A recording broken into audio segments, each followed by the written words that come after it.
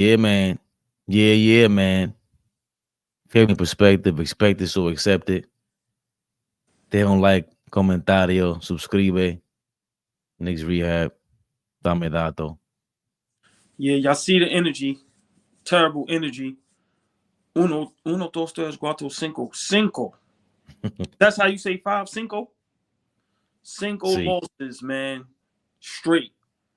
Lord have mercy, man. Share, like, comment, subscribe. Y'all know the drill. Let's get right to it, man. Let's not even waste no time. Yeah. Down bad.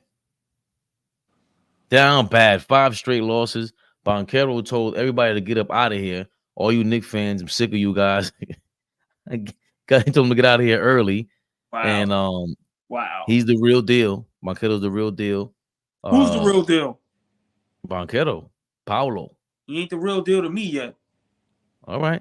Here we Well, go. Jumping out the window. Go ahead. listen, I like the guys who are intense, who talk and back it up.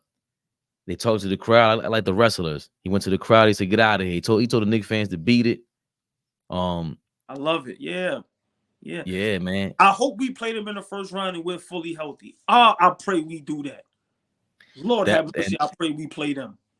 you got. I was getting laughed at, but that's a team you have to be fully healthy for. They got like 3, 4, 6, 10 guys or better, Oh, here and we Jalen Suggs is a monster at the point of attack. Listen, we can't say here we go, and he just destroyed us Bro, single handedly. we ain't got nobody. What are you talking He about? did. He didn't have his teammates. They all sat. His brother sat. Come on. Jalen Suggs sat. Did Jonathan Isaac even play? We gotta give. Listen, man, you can't. I'm definitely paranoid if we can't get our guys in order. We don't have Julius Randle out there to go combat But but Mr. that's for Banquero. but that's for any team. If we missing three starters. We're missing an all-star. We're missing a potential defensive player of the year. So my whole thing is I'm big on never kick a person, never kick a man when he's down. Pinheiro is a great player. I'm not jumping out the window yet. He's not Ant-Man the SGA yet. I'm not doing that. Orlando is not a threat if we're fully healthy. Of course, if we're not healthy, then yeah, I'm a panic. But once again, fully healthy, we are title contenders. Them fully healthy, they ain't did jack nothing yet. So miss me with him with all that. I love that part of the game, though, talking mess and things of that nature. But as far as me jumping on that bandwagon, which, like I said, they good team. They definitely, playing good. They got their star player for the future. But nah, I'm not good player. Great, not yet. Threat, not yet. Especially we fully healthy. I'm sorry. So yeah, have all y'all fun now, because when OG and Randall and Mitchell Robinson and these guys come back, I want to see that same energy. I think Stephen Bondy had a tweet of when the Knicks injuries were going to come back. He said Randall should be coming back, of course, before. He said OG and Mitch, if I'm not mistaken.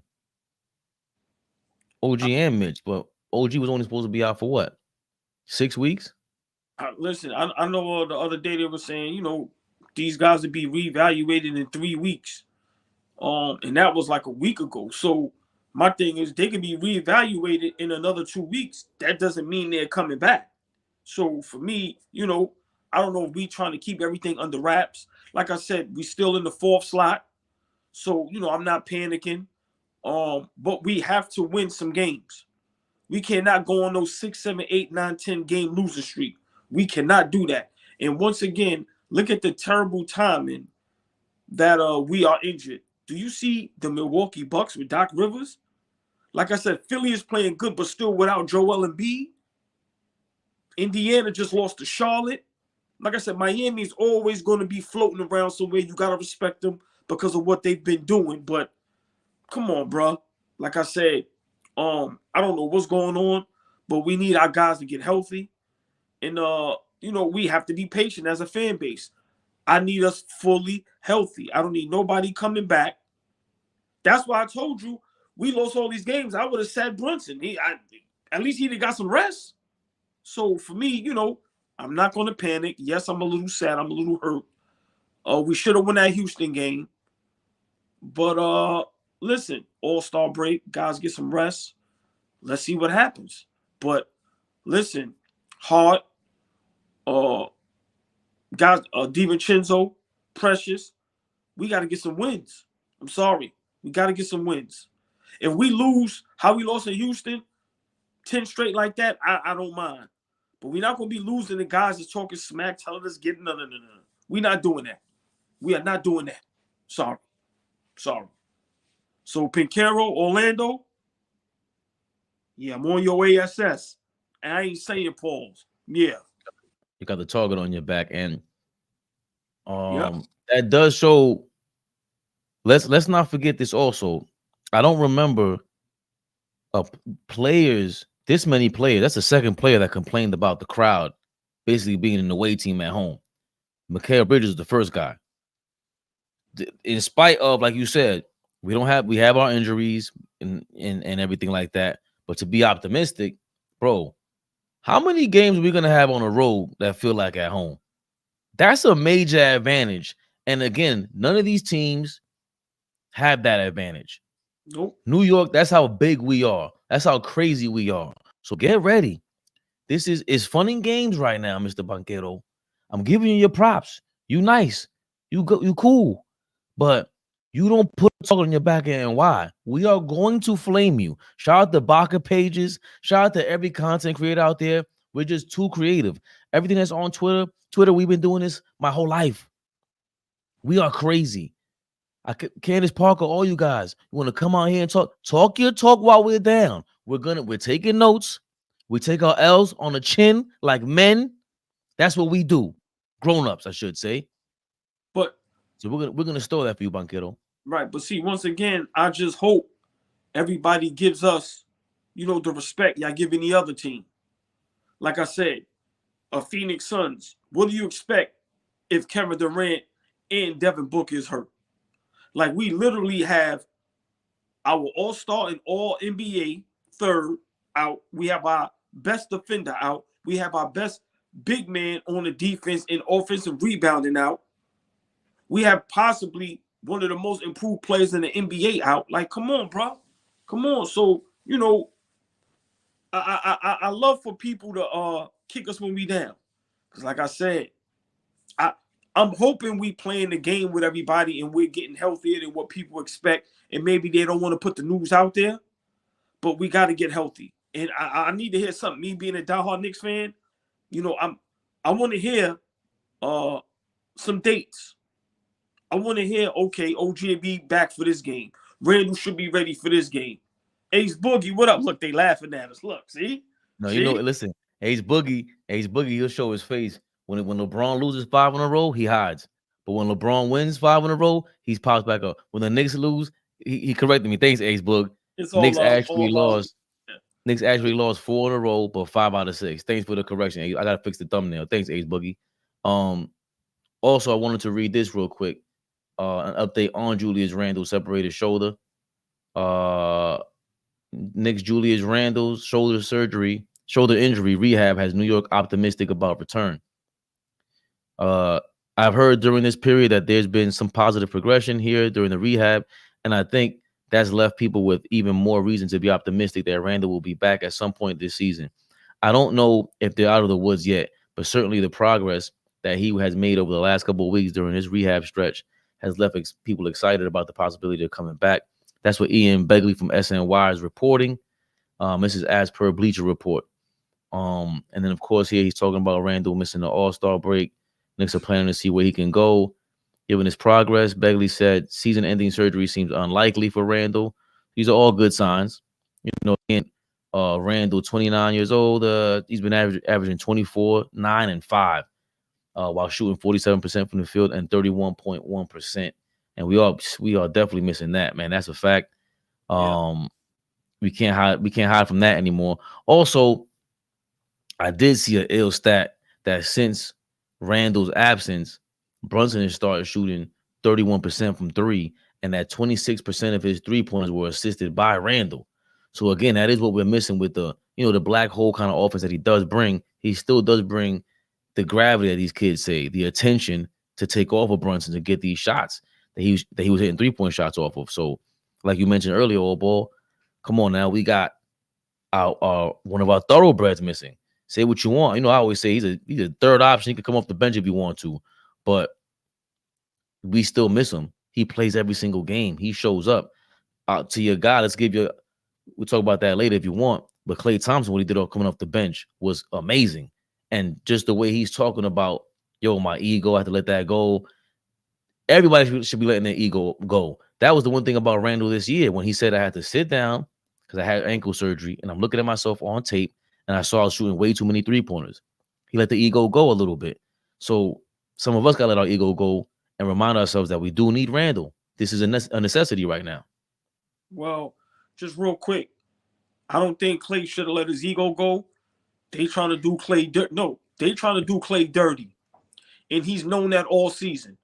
Remember, it's been speculation. I know this is Knicks Rehab, but I got to defend my light-skinned brother. I'm a big Klay Thompson fan.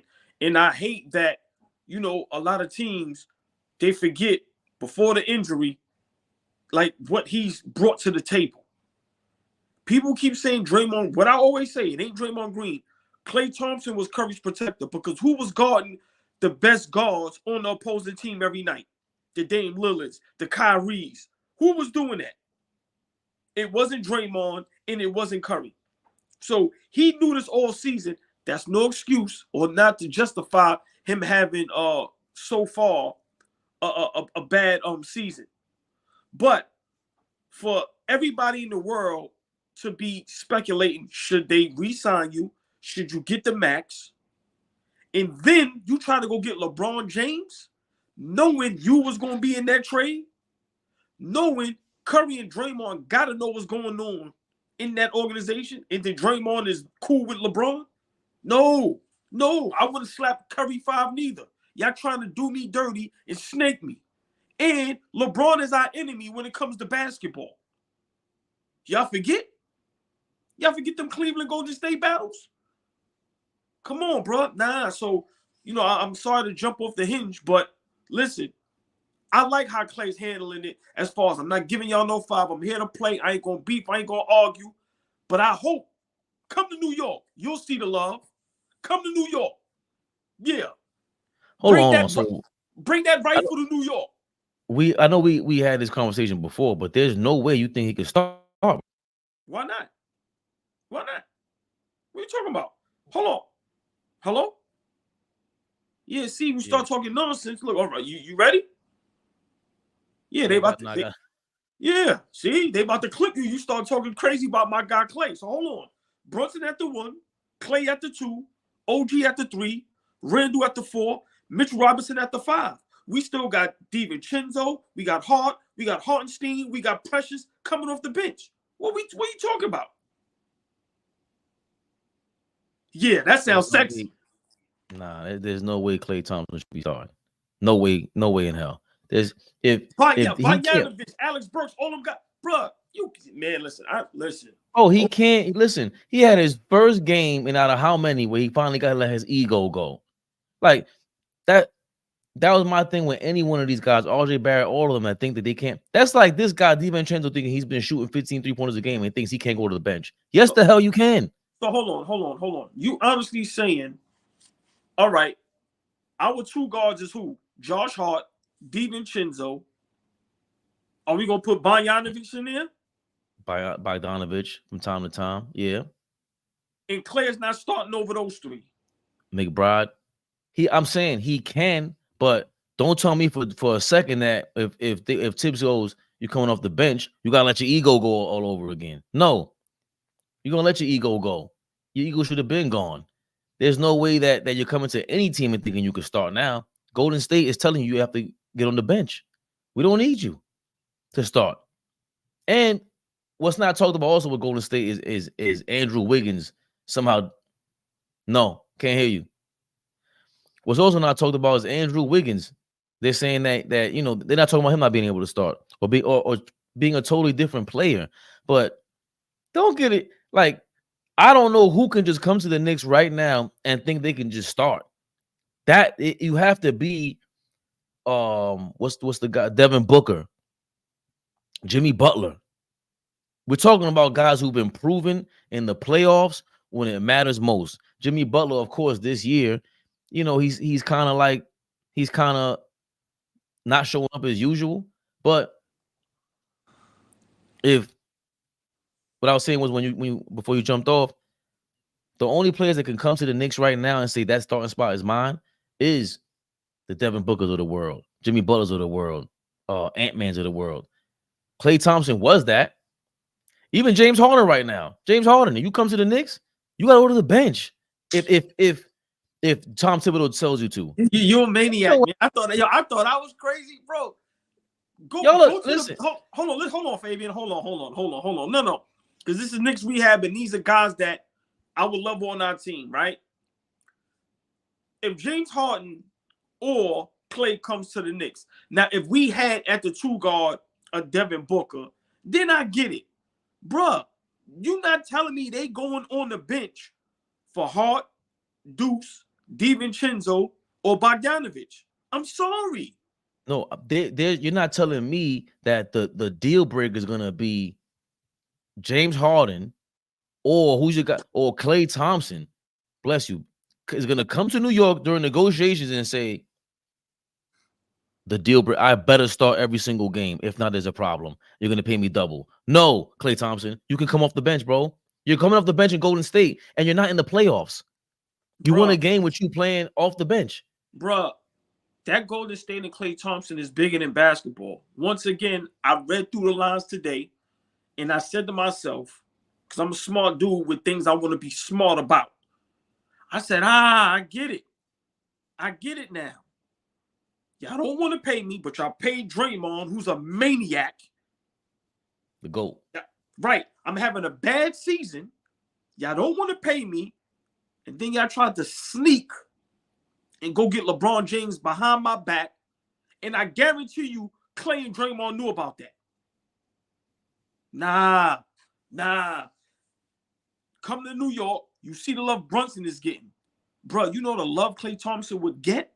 His game will be revived. He will not be coming off the bench. We cannot stay on this because we're going to agree to disagree. But listen, I think our Knicks right now, we sexy, man. And a lot of players, you know, you want to get that real love, that real fan love. You want to get a building rocking. You want to be a part of something that people think can't be done. Let me tell you something. When we win a championship, who's ever a part of that core is going to be legendary forever. You're going to go down in the books as doing something that people thought could never be done.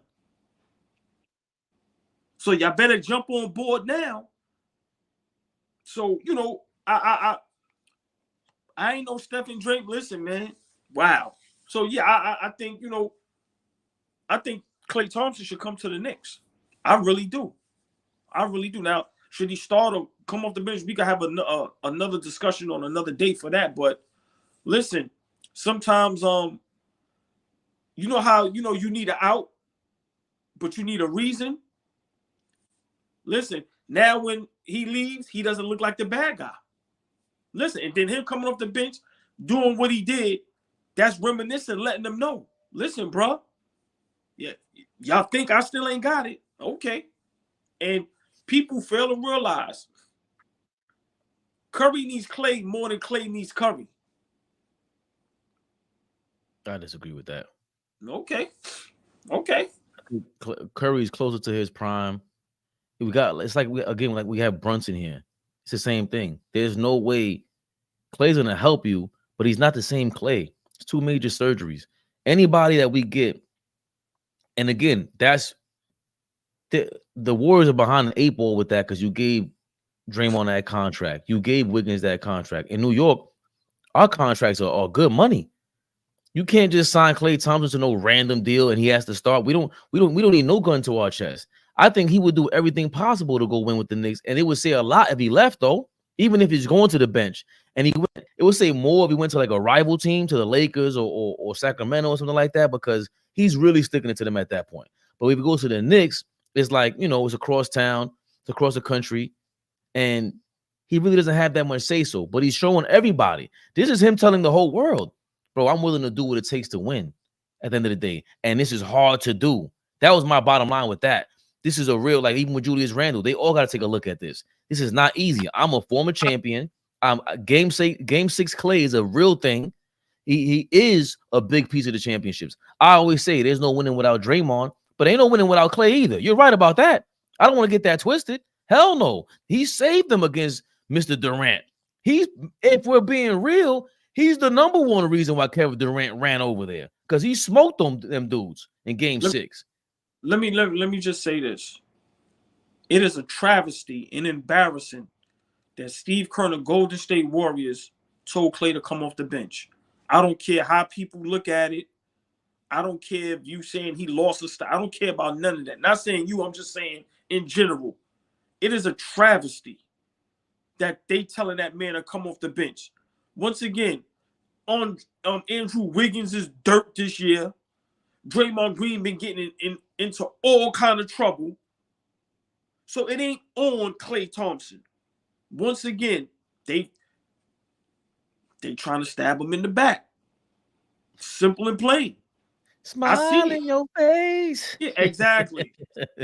Backstabbers. Come on, man. Big shout out to the OJs. Yeah, like, so for me, when certain things play out, when guys is having bad seasons and things of that nature, you be sometimes like, what the hell is going on? And then there's be a certain situation. Nah, bro. They doing, and remember, that's a brotherhood. Remember, them dudes came up together. You don't supposed to never. Klay Thompson, Draymond Green, as much as I'm not a fan of Draymond, as much as I've been saying Golden State need to get rid of him, from a Golden State's aspect, Draymond, Klay, Curry should retire a Warrior. None of them should be in no trade talks. Simple. Simple.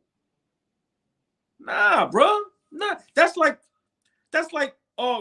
San Antonio, how Parker, Ginobili, and Duncan. You ain't trading none of them. Bro, we gonna listen. We built this together. We gonna go out on our shield together. Simple. Nah, just imagine Duncan hearing a word they trying to trade me. Nah, bro, you don't do that. You don't do that. Like I said, especially to Klay, when you got the other teammate, he ran off Kevin Durant. He kicked LeBron in his nuts and cost him a chip. He knocked out his teammate Poole. He choking and snuffing players on the court. And y'all still sign him and give him his money. Nah, bro. Nah. Big shout out to Klay Thompson. I hope this is a reason to make him come to our Knicks. I don't want to see nobody go nowhere where it's typical. Oh, the Clippers, oh, the Kings. No. Do something different. Once again, you want to be part of history? You want to go down as one of the greatest? You want to be part of something crazy? Come and help the Knicks win a championship. And you'll understand why they call us the Mecca and why we the greatest fans in all of sports. Yeah, Knicks Rehab. I said it. That would be a backup plan for everybody. Now we're viable for that. Before we weren't anywhere close to that. And the OG thing really changed all that. And again, it is the injuries. I was looking at some stats. We're 0-5. Oh, you guys are right. 1-4 in our last 5. We lost 4 straight. Right. And hold on. Before we get to that, Hartenstein, according to Stefan Bondi, Hartenstein, DiVincenzo, Bogdanovich are expected to return right after the All-Star break, Tibbs said. Unknown for Julius, OG, and Mitchell Robinson, but I'm expecting Julius to come back before the other two. So we're getting all that all the time, all these news updates on injuries. But during the last 5 games, let that load up real quick. We do have a defensive rating. We're second in the league in defensive rating without OG and Anunoby. And, we expected that. Our offensive rating is middle of the pack, 14th in the league. And there was something else I was looking at. I think points per game. We're probably like second to last in points per game as well. And we're 1-4 in the last 5. So, it's everything we've been talking about. We've been expecting. It ain't nothing new. Let's get to these comments real quick. Let's go. Got a couple guys in the building. Kevin Guavara going to the Knicks Celtics. Hope we get Randall for that game. Is that the first game after the All-Star break? I know it's the 24th. He definitely ain't coming. Yeah, the 24th. He definitely gonna be back by that game. Nah, he won't. Hopefully we get OG, and OG won't either. He's out for the whole month of February. Salute, Master J3. Salute, my brother. Thank you for this break we have now. Let's get healthy, return better than ever, and let's go. Should have made that Murray trade. I don't care what nobody say. Again, I don't. Have you seen DeJounte Murray got cracked by what's homeboy from the Rockets? Who? Allen, the young kid, Jalen Green. Oh, spun off of him. All that. Listen, DeJounte Murray, very kind of sensitive. He jumps online to defend himself about his own defense and going to Atlanta fans. Bro, you know, you got to be able to show defense no matter where you at. OG's, we heard about, he had a defensive reputation before he got here. Then he gets here and we see something that I don't think, even Toronto, I don't know if they knew about how good that was. Because I don't think you trade him if you think he's that good and fits with us to someone who's a rival like that. But DeJounte Murray hasn't shown anything like this. And maybe, to be honest, with something that nobody's talking about, this era might have the worst awards of all time. Like, and to explain that, right. Last year's MVP, did Embiid deserve that? Really? No. Like, when Marcus Smart won Defensive Player of the Year, I was disgusted over Drew Holiday. And now look, all that talk about Giannis with the Defensive Player of the Year years ago. I've never been fond of his defense, and more so now than ever before. How was he that bad defensively? Like, they were damn near last in the league. Like, what are we basing defense? You talking about Milwaukee? Yeah. That's how crazy Drew Holiday is. And remember, what's name was having a great year last couple of years defensively. Brook Lopez. I don't know what happened with that. So to me, the decline of him and then losing Drew Holiday, now, like you said, and then look at your coach. Even with they have improved with the coach that got fired, it's like, listen, man, and then you substitute Drew for Dame, who we know was not defense at all. So it's almost like they just got hit. You lose Drew, but you pick up a guy that don't play D. Brook Lopez took a big decline in defense. Then you had a rookie coach, which probably didn't deserve the job, and then you fire him and you get another coach that definitely don't deserve the job. Portis, all them guys getting older, Chris Middleton, like, so yeah, they not looking right. And then they lose my guy that's over there in Phoenix. Remember, he was a spark plug, played defense, Grayson Allen. So they lost a lot. They lost their identity with Drew Holiday and Grayson Allen. Grayson Allen used to just start shit. And I didn't realize he was like doing that from college. Because I don't watch college ball, but I just heard the other day. College with that, yeah. Really? Yeah. What? Shit starter, yep. Yeah. Yep. But we need that guy. And I don't know if Murray, if you're gonna have a problem, like, don't attack fans. Stop attacking each other, man. Go after the opponent. Y'all be so sensitive about us. The hell, you understand? You guys could never play in the 60s and 70s. They used to throw banana peels at Phil Jackson in the crowd. DeJounte Murray should be way more concerned with his defense. Again, and the only reason why I mentioned the All-NBA thing, the all-defensive thing earlier, and the awards earlier, is because DeJounte Murray has an all-defensive award. He's like either number 2 or 3, maybe his second year in the league. I know he tore his ACL, but he moves pretty well for someone that tore his ACL, right? But I don't see him moving that well defensively. So defensively, for someone with an all-defensive caliber past, that's gone. Now, we can't just keep blaming Atlanta. Remember, you were 6'3", 6'4" kind of guy too. What are you really bringing to the table? Yes, you're a ball handler, but if he would have been out here, what happens if he's here today, right now? Right now with this team, we get a little bit better. He controls the defense a little bit. He ain't stopping Banchero. Banchero would have yammed it on him. Yeah, I don't see anything changing. Yeah, I like the moves he made. We just got to get healthy. That's all. For me, you know me, I'm a big panicker. I wanted DeJounte Murray, but for us to get what we got, didn't give up no first round picks. Like I said, we lost Grimes, which like I said, I like the moves. I love our team. Just got to be healthy. That's it. Word.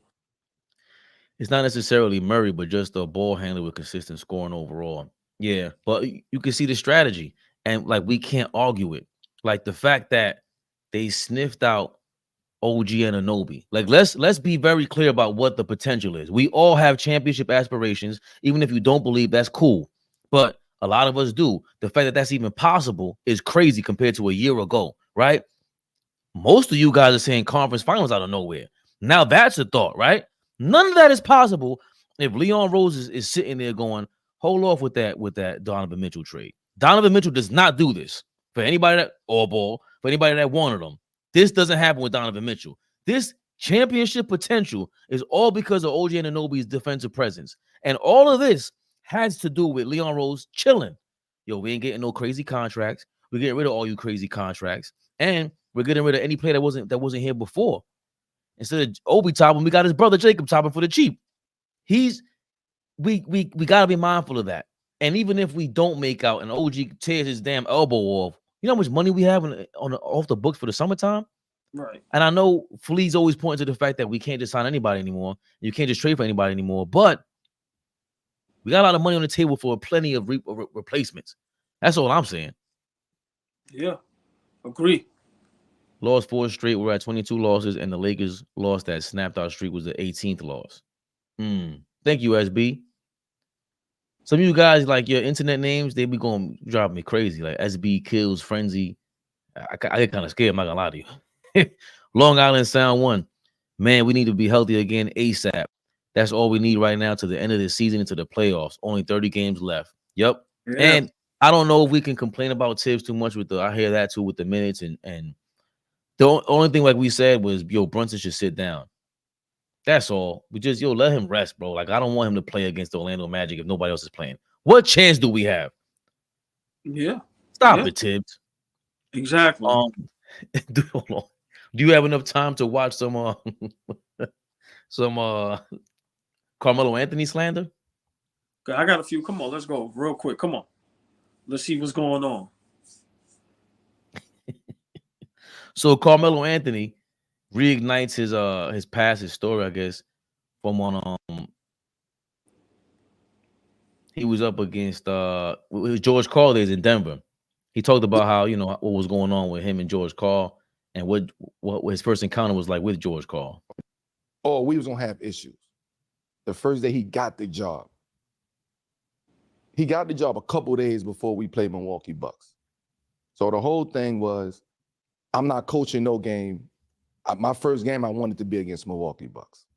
Cool, go back home. They fucked you over there. I know the business. I know the game at the, and I really don't know the game when he came to the team. I'm 21 now. All I know, I got a big name coach coming. George Karl, coach Milwaukee, coach Seattle, Gary Payton. You know what I mean? All of that.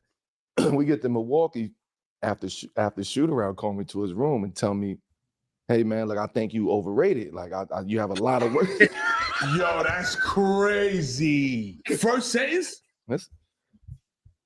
Nah. That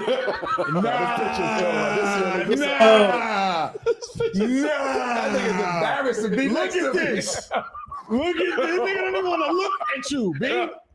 No. Yo. Nah, yo. Nah. Hey, George Karl, watch your fucking mouth, man. Yo, hey, big bro. No, he started that narrative though, like the defensive narrative. But I'm gonna get to that point. The first shoot around, he come to me and say, like, look, man, I think you overrated. We have a lot of work to do. I know I ain't, you know what I mean? I know I got a lot of work. I got a long way to go in this league. But my nigga, you just got here. You just got here. Like you ain't asking no questions of like who's who, what's going on, what's the vibe, individual meetings with every player to introduce yourself. You ain't do none of that yet. You called me. Told me I was overrated. Looked at him. All right. So yeah, you remind me of I see your role on this team being you're more like Detlef Schrempf. Bro, nah, get the fuck out. No, this is word is born. This is a fact.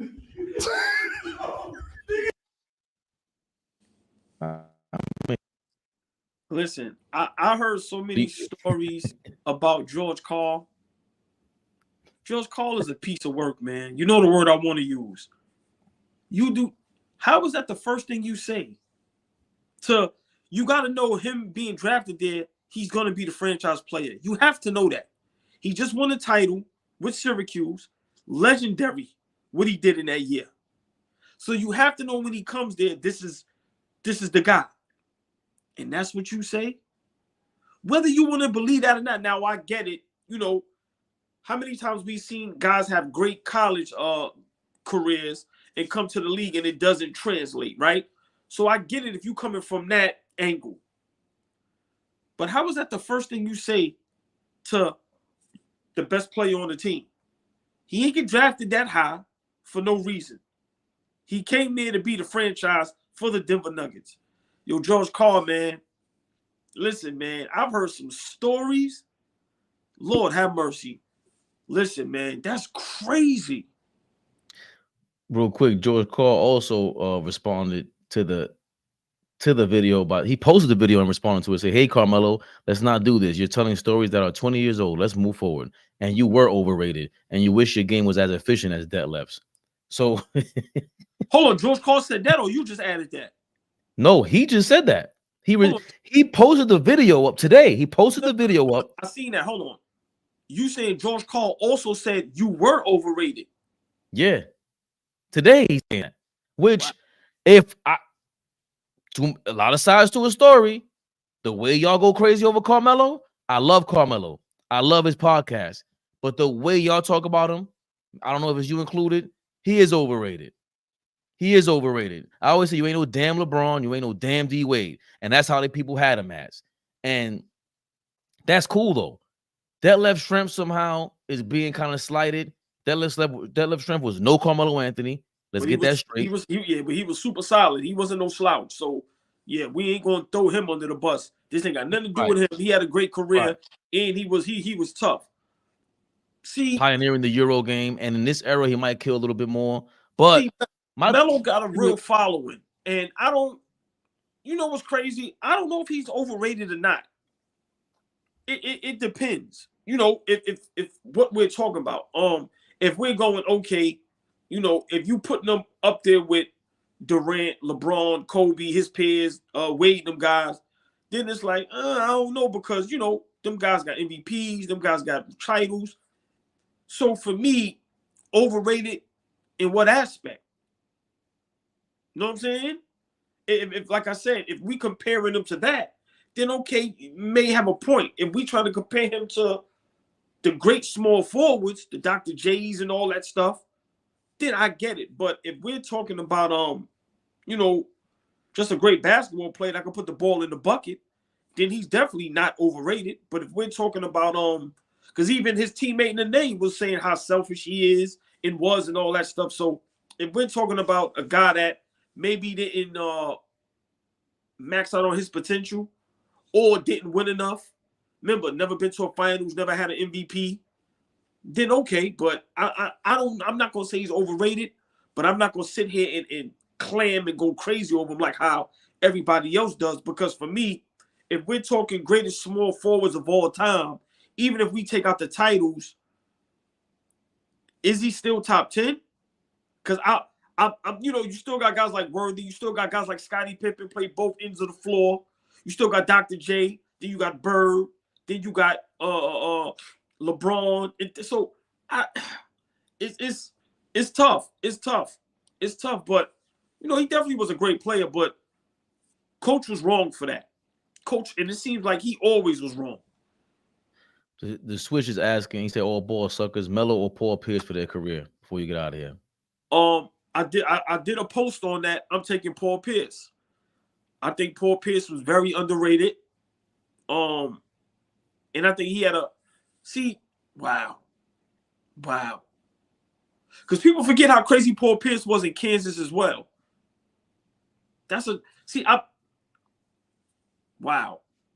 I might go with Pierce, but you can't go wrong if you go Melo. Like I said, if we just taking the chip out and we just solely going on basketball, Melo was a bad MFer.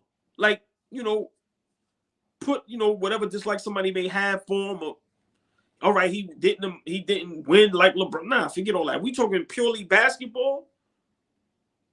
He's up there with them, but is he that much better or greater than guys? I'm taking Paul Pierce. I like Paul Pierce game better, but Melo ain't no slouch. You can't go wrong. See, I like Paul Pierce's game better, but there's no way I'm going to argue with you if you say, "Oh, well, I'm bringing my guy Melo to war," and it's like it's going to be a war. So, like, come on, we're talking about for us. These are our legends. everybody else forgets about Paul Pierce and stuff like that. And clearly George Karl is not one of us, because George Karl forgets a lot of stuff. You talk about overrated. Now that's a guy I've always had no patience for. Me neither. People, bro, back in 96 when he went, I remember reading in the paper that he said something to Michael Jordan. I thought it was an overlooking thing, and Jordan said, "Oh yeah," and he went at it. Jordan didn't like him back then, so I thought, Mike is petty. But remember, he didn't let Gary Payton guard Michael Jordan until Game 3, right, of the NBA Finals. We saw what the stats are compared to. I don't care what Jordan said in that documentary. Gary Payton, the glove, I'm good with that. No, you're not, Mike. He gave you a problem. Yeah. 2 years before that, let's not forget, the first team to ever blow a lead or a series to the worst team that you could possibly play in the playoffs, the Seattle Supersonics, with Gary Payton. Same Gary Payton, Sean Kemp, that left strength. You, George Karl, somehow couldn't beat the Denver Nuggets. The Denver Nuggets, the famous picture of him laying on the floor with the ball. Yeah, exactly. No Robert Pack. There was no shortened season. There's no excuse for this. Like the Knicks, they beat the Heat in the shortened season, so there's no excuse for you. That was, and then you did that with Gary Payton. You did that with the Nuggets against the Nuggets. And let's fast forward to the Milwaukee Bucks. That was the last straw I had. You broke up that big three with Ray Allen, Glenn Robinson, and Sam Cassell. Way too young. Y'all made the conference finals, win 7 games to the eventual guys who were in the championship with Allen Iverson and them. Y'all should have smoked the 76ers, actually, if we're being real. George Karl, the nerve of you to call this man overrated. I don't care how many wins you have. You're overrated as a great coach. Carmelo Anthony is top 10 scoring. He's top 10 in the category he's known for. But we give a lot of criticism to Carmelo. George Karl, you need to watch your mouth. He's still overrated. Great point. But my thing is this: even if Carmelo was none of these things, even if he never turned into Melo, that's still not something you tell your player. You see the problem he had with Kenyon Martin? Y'all could YouTube that.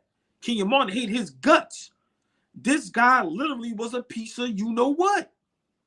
And how he was able to coach that long, I do not know how. Like you said, I couldn't stand looking at George Karl. You watch the NBA games and they show him on the sideline, and I turn the TV. I don't want to see him. He looks like an evil Jack Nicholson. So it's just something weird about him. But once again, whether Melo turned out to be a bust or turned out to be this Melo, you do not tell your player that. No. So George Karl was fouled for that, man. That's why George Karl is somewhere right now in Alaska. Ain't nobody talking to him. Don't want to hear from him. None of that. He in a bunker somewhere. Just tweeting away. And that says another thing. Like, we've heard plenty of coaches and things that go on in the NBA or just in general. When it doesn't work, this is what happens. There's no way other players, other coaches, other GMs, other people, like, they probably feel bad for him because, he had cancer. He was sitting down on camera with, looking crazy. This is the reason why you see other players don't come and empathize with you. Like the fact that they didn't come around and throw a fundraiser for George Karl. There's a reason for that. Look, let's not forget. Again, you like to say, come to talk out of the side of your mouth, talking about, Kenyon Martin, these guys wasn't raised without a father. Okay, maybe they weren't, but it sounds like you shouldn't be the guy to be talking about these things. You overrated. Your mouth ain't working. Pause. That slick talk, it doesn't work for you. Like, it might work for Gary Payton in a second. I would love to hear if Gary Payton really likes this guy, because Gary Payton's the king of all this trash talk. Listen, but there's no way a guy like this is not respected and beloved, especially for him to have, the Seattle Sonics and Carmelo Anthony Nuggets. You had all that. The only thing he gets props for is the underrated Nuggets team after that, when we traded with a whole squad for Melo, and they had the kid Ty Lawson and all that. They were, Iguodala went over there. They known for that, but that really wasn't you. That was a bunch of underrated players that stuck together, and I don't know how you even coach that, but we'll give you a little bit of props for that. But you talk about overrated, bro. You're a bum, George Karl. Forget overrated. You're a bum. George Karl, man. Whatever's going on in your life, hopefully it keeps up with it. Continue to be a piece of you-know-what, because that was terrible. That was terrible. But listen, man, Knicks Rehab, I got to run. I'm going to jump in the comments when I get in the car, do another drive-by tape with you. So I'll see y'all later. Appreciate everybody. All ball suckers. Yeah, so that George Karl segment was crazy, man. George Karl's a lunatic. And again, we've always had criticism for Carmelo, but at least Melo, you know, and he's doing an awesome job. He ain't hiding. He's doing a podcast showing his face. Carmelo said, I never spoke for 20 years. He's doing it now. I really enjoy Carmelo Anthony. I wish he got more pushback. I saw some of the podcasts with him and Joe Budden and Merrill there, and they flat out get to it. Because Joe Budden probably went up there and told him exactly something that I would say. Yo, y'all need to get in, more back and forth. We have Carmelo Anthony here. Regardless of what anybody has to say, he is a scoring legend. He's a basketball legend at this point. Syracuse, his background is amazing. We need to hear more Carmelo, like not angry, but since he is going to be honest like that, it would be dope if George Karl sat there and they put him on a TV and was like, let's see what you got to say, George Karl, and just let you eat to him. That would be the dopest thing of all time. But instead, you hiding behind your tweets, George Karl. You're a bum, like I said. I just can't. I wish more of us did better with our opportunities. He's definitely, and Melo falls under this too, in a lot of ways, an example of what not to do. But specifically George Karl. I'm out of all the, like, I don't want to say Doc Rivers is better than him. I don't know if Doc Rivers is better than George Karl. But if you said that, I would laugh and I would enjoy the moment with you. I just think he's always been overrated. Let me look at some stuff.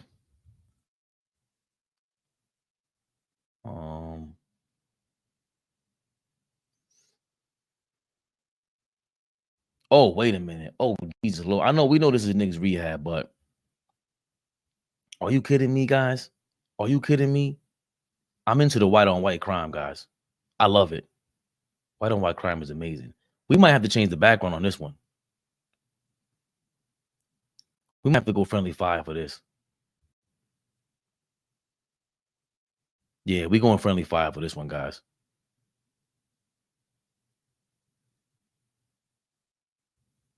Oh, yeah, we're going friendly fire. Check this out.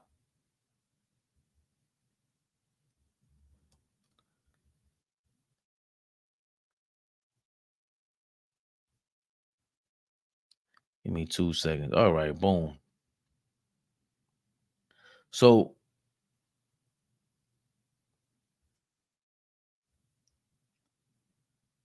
in this video, we have a lot going on in the sports world, the sports media world. And you saw Shannon Sharpe, he's killing the game as he is. Number one man in the game, number one content creator in the game is Shannon Sharpe. But one of the OGs of this is Mr. Bill Simmons. Bill Simmons is an OG to the content creator game, independent style creator game, and he has some things to say about Mr. Pat McAfee. Pat McAfee he's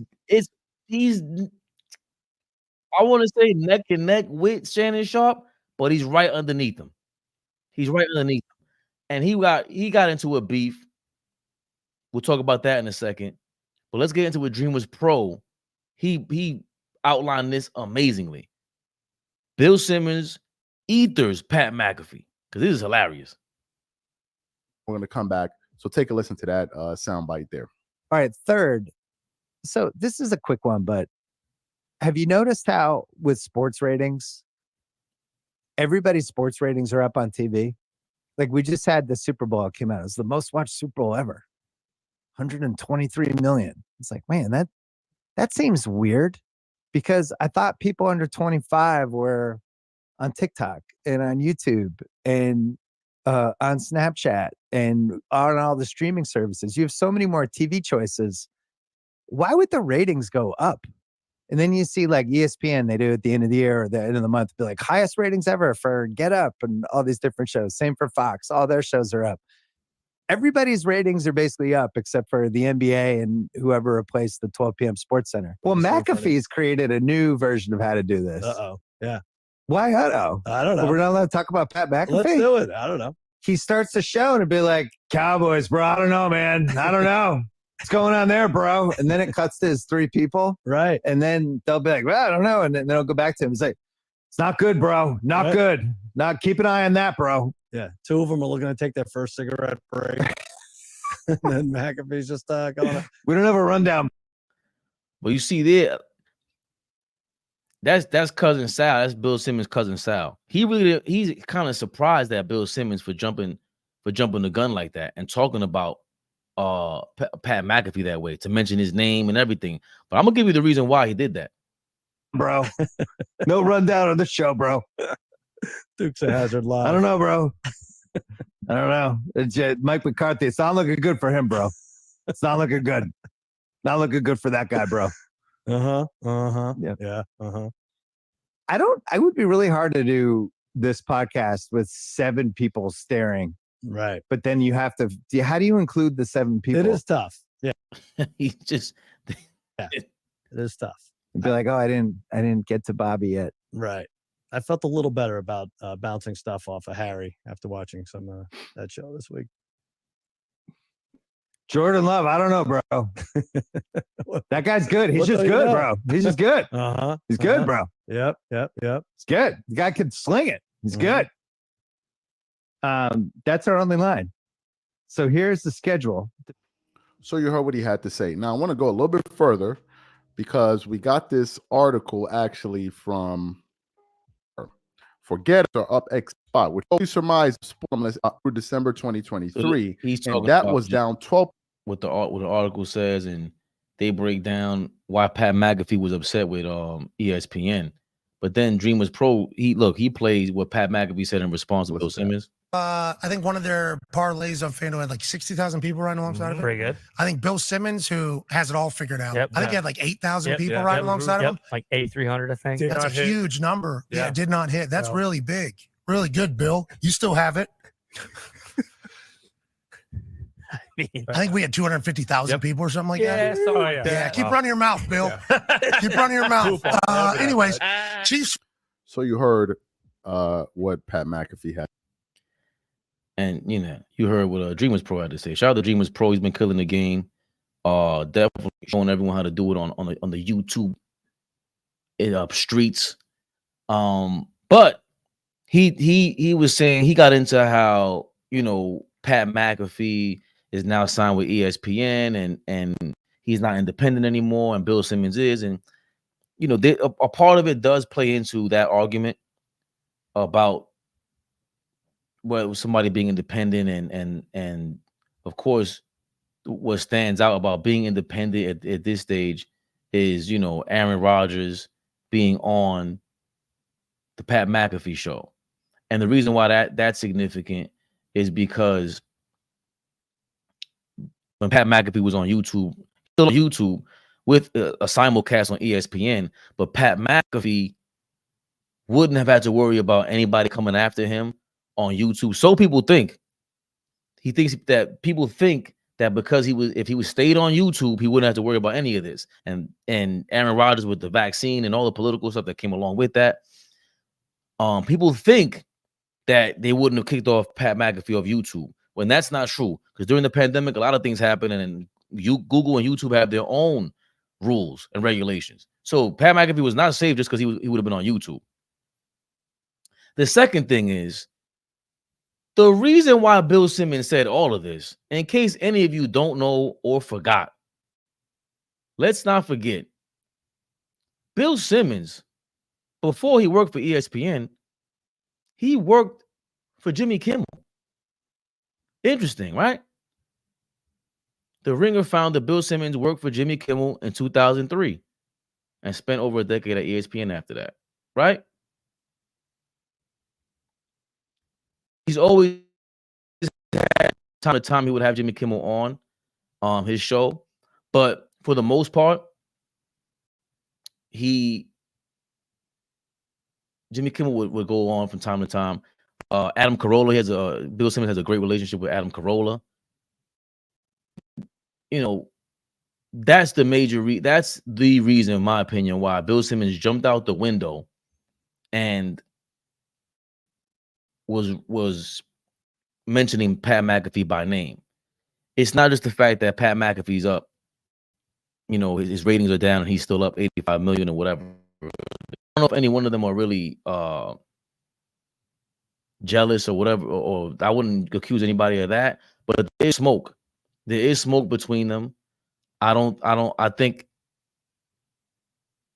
it's warranted, or it's happening because of the allegiance for Bill Simmons with Jimmy Kimmel. And Bill Simmons to me, this isn't unfamiliar territory for Bill Simmons, right? Bill Simmons is from where? He's from Boston, right? What other big time company or organization, sports media company comes from Boston or the Boston area? Barstool. Bing, right? Who's the owner of Barstool? Dave Portnoy. You ever notice you never see Bill Simmons or Dave Portnoy together in a room together. Ever. There's no footage of them together. I couldn't find any. You can't find any.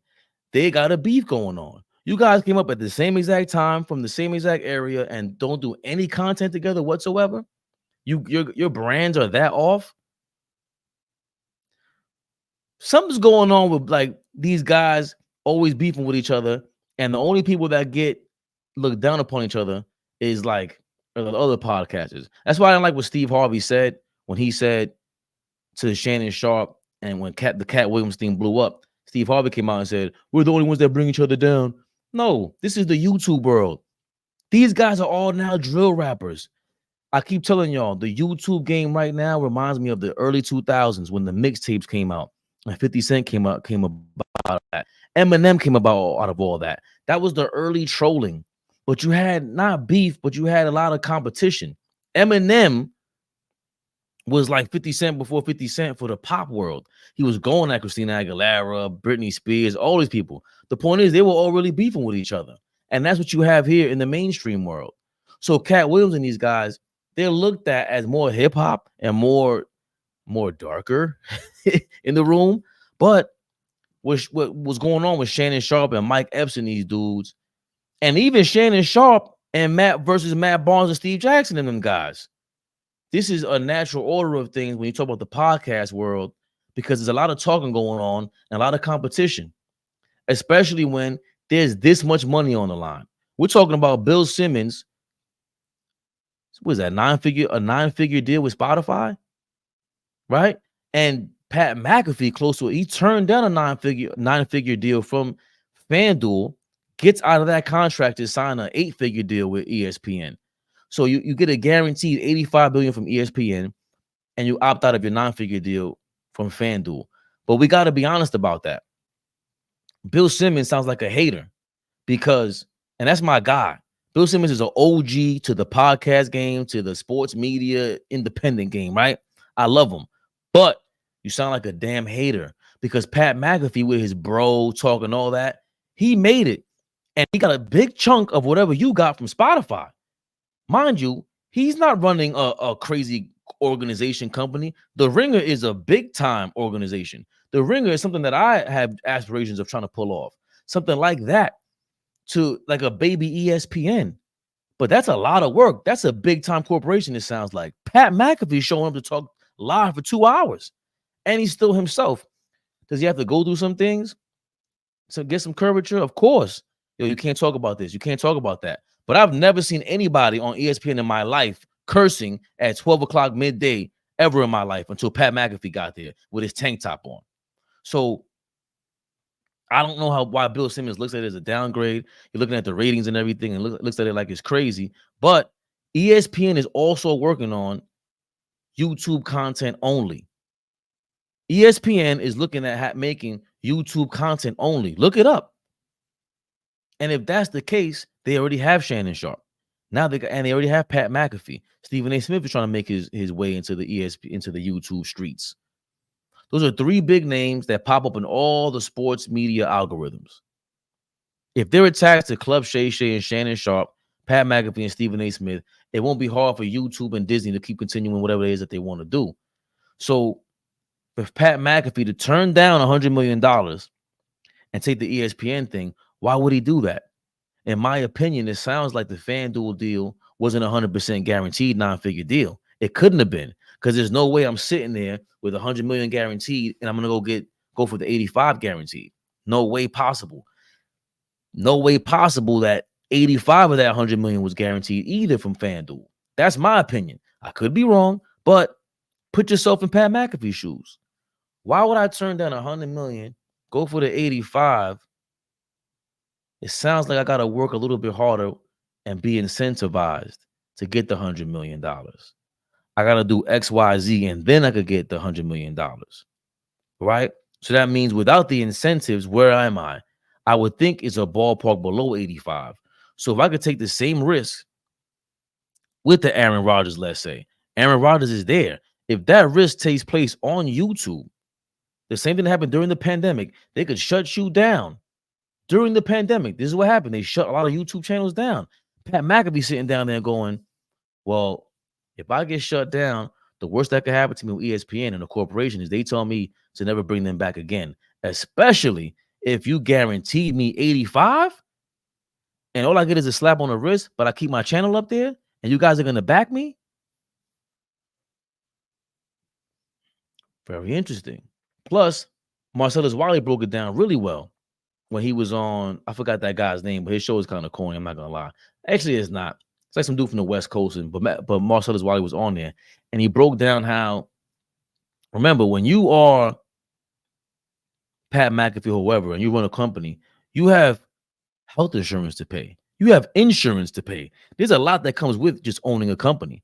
So he has to make sure people are insured and stuff like that. So why not just attach yourself to an ESPN Disney health insurance plan and not have to pay for all that? I would think that has something to do with the 85 being guaranteed even more so, and even more of a sweetener. All that stuff factors. So Bill Simmons, I wonder, like, what's your motivation? He's been feeling himself, man. He came out. He's been on, I think it was it Bloomberg? Let me look this up. Bloomberg. Bill Simmons.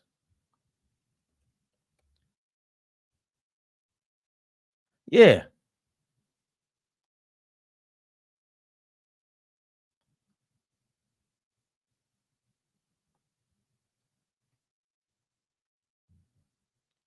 Bill Simmons has also been like on Bloomberg Media. And I've never used to see, he used to talk all this talk. He's never really been a guy that has shown his face like that, especially outside of the ringer. What do these things mean? Well, I haven't done any research on this, right? Bill Simmons,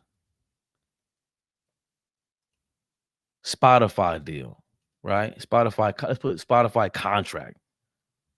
Let's put that in here. What is a Bill Simmons Spotify contract? What does it mean?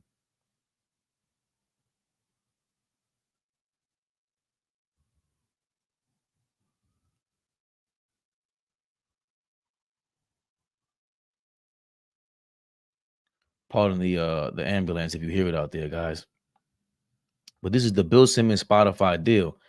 Spotify will pay Bill Simmons as much as $196 million to acquire The Ringer in a deal that will instantly boost the streaming service's sports pop culture company and bring a high-powered name to his roster of podcasting content. Remember, this is after the $250 that Spotify just gave Joe Rogan.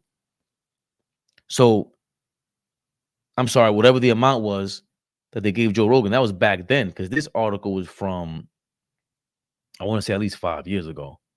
Or 3 years ago. So this is 3 years ago to the date.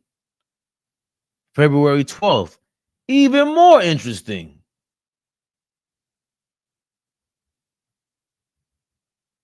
Don't care about your little thing.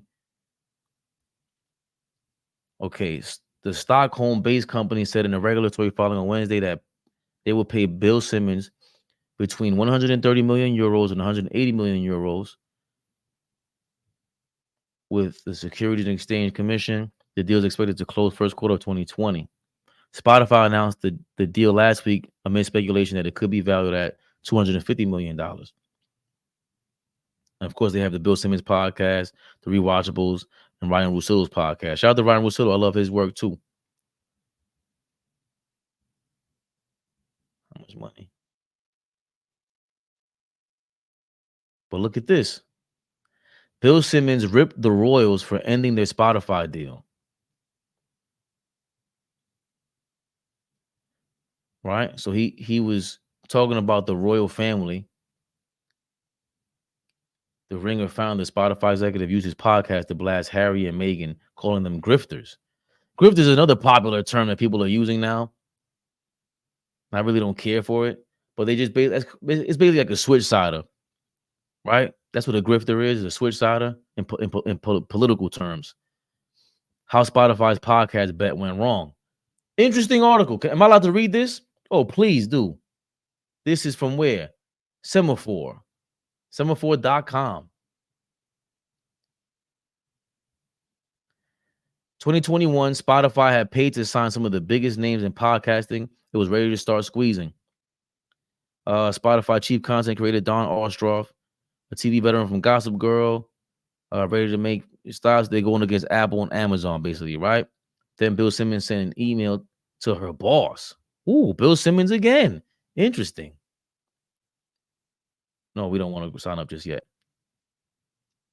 Simmons had sold the sports and pop culture audio empire. He sold it.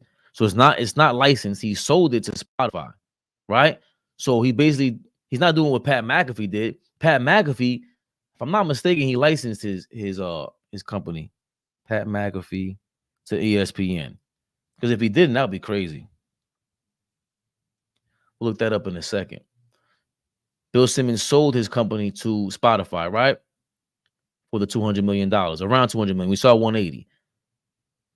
Simmons won the argument, but that 2021 dispute exposed deep questions about the strategy behind Spotify's billion-dollar bet on podcasting. In January, Spotify pushed out Ostroff and canceled nearly a dozen shows at its highest profile podcast investment, the studio Gimlet. Podcasting was a big drag on our business in 2022. In hindsight, I probably got a little carried away and overinvested relative to the uncertainty we saw shaping in the market, Eck said on earnings call in January. That's Eck. That's Eck was from, is he the CEO? Gossip Girl by 2021. Yeah, Daniel Eck is the Spotify CEO. So he felt like they were very premature on their deals. Spotify's podcast push began in earnest in 2016 when Eck invited audio executives, higher-ups at Gimlet to the company's headquarters in Stockholm. The massive success of the Serial podcast in 2014 set off a gold rush in audio. Yeah, a lot of the biggest audio stuff out there is how you say Serial is like the crime stories. Like, and that's another thing. We've been telling how many crime stories in hip-hop. A lot of these things might have to be remade in this form. Like right now, you see the Griselda story on Netflix. That's a big deal. Imagine all they got at that company or the family for Griselda, they sued Sofia Vergara, which is kind of crazy. But all she got to do is pull them to the side and say, hey, I know you're looking for some money, looking for some bread. I could take you to Spotify. You do a podcast deal and you could tell the story in 10 different audio episodes instead of going on Vlad TV. Vlad TV is going to pay you but so much. You won't get any residuals. And you can still do that while promoting something like this. That's how big the podcast audio space is. And really, Serial is the thing. I forgot. This is what took podcasting to another level. Because even Joe Rogan really wasn't quite Joe Rogan, what he is today, until this and until he went kind of political. But this Serial, crime thing, the crime podcasting, the crime audio telling, storytelling of news, that's what set off the podcast world. Spotify was spending a year hiring executives. Early 2019, the company eventually settled on what it saw as 3 complementary companies: Gimlet, to head the division 2018. Now let's get to the Ringer. Spotify purchased the Ringer in 2020, forked over huge cash for deals with Alex Cooper, the co-host of call her daddy, right? Joe Rogan and I was on part. Has someone co-foundingly become the biggest hit in podcasting since Serial? See, they're saying had somewhat co-foundingly become the biggest hit since Serial. Serial is different because Serial was like the Michael Jackson of podcasting. They just, that story they had with, I think his name is Adnan or something like that, where it was basically like a true crime story where, you know, the guy who was accused of killing a young lady was falsely accused, and they used, if I'm not mistaken, they used that podcast to try to free the guy. He was locked up for over 10 years. The acquisition set alarm, Ostroff. She appeared to deliver on the promise. Spotify signed deals with, right? So they're talking about here about how Spotify is signing a whole bunch of people, A-listers, and trying to bring, they try to make it go the commercial route, right? They try to make this an Expendables version of podcasting world. So, you know, podcasting was really organic. With how Joe Rogan started, Adam Carolla never gets any credit. Adam Carolla is an OG to this game. He used to do live podcasting and just upload his stuff. Those are all done organically though. Bill Burr is a podcasting OG to the podcast game with the Monday morning football, whatever you call it, Monday morning podcast or whatever. But their following was built organically. For you to throw in there Kim Kardashian and Michelle Obama, it went against the whole point of podcasting, because we already know that these people, Kim Kardashian, come on, and Obama, you can't get more, Meghan Markle, Prince Harry, you can't get more cookie cutter than that. That's baked in a factory, and then they come out when they're prepared. Podcasting is straight raw like this. This is why podcasting is the greatest thing ever in media, because you get to hear what I say, I get to respond to your comments. Kim Kardashian ain't doing that. Obama ain't doing that. Meghan Markle ain't doing that. Meghan Markle does not want to read them comments out loud, especially if they're from England.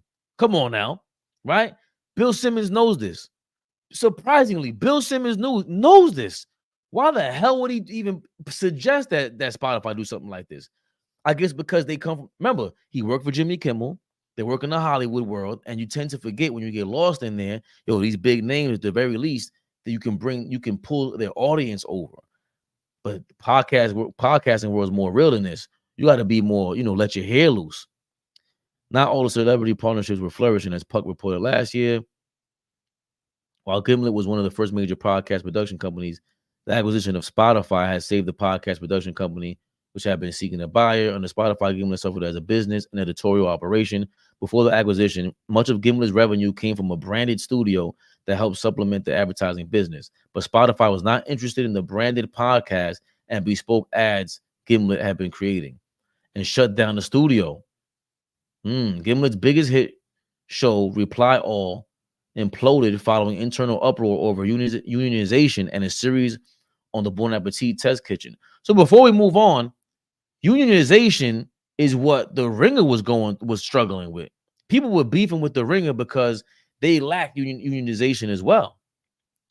The story gets deeper.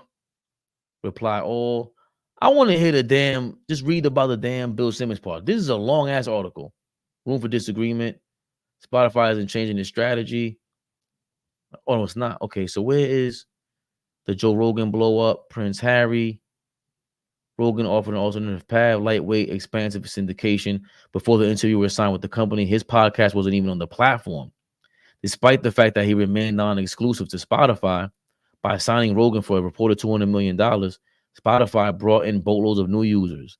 In 2022, the company boasted that 125 million had listened to the podcast. Yeah, okay. But you gave Joe Rogan 250 for a reason. They're not really talking about like why, what did Bill Simmons say though? How did he go wrong? Right? How Spotify's podcast bet went wrong. I guess that was it, trying to go commercial, right? So, that leads me back to the whole Pat McAfee thing. Bill Simmons beefing with Pat McAfee, but Pat McAfee For him to get 85 million out of ESPN, Bill Simmons didn't get 85 million from ESPN. You know what I mean? And I love Bill Simmons, but you sold your company to Spotify. So you have to help with them with that. He's there. You didn't read in that article, but I'm pretty sure with that 200 million that you gave to Spotify, you probably were sitting there being a consultant at the very least, and you want to see Spotify flourish because they became a public company. So if they're public, you need to help them out. It's not just their board of directors. You're supposed to be a podcast guru. Remember, Bill Simmons is a podcast OG. There's a lot to this story, man. There's a lot to this story. I'm a little disappointed in him, though. He should have kind of kept his mouth shut about the Pat McAfee thing. But it makes for me to pull a segment out here and just talk about it and laugh, because that's hilarious.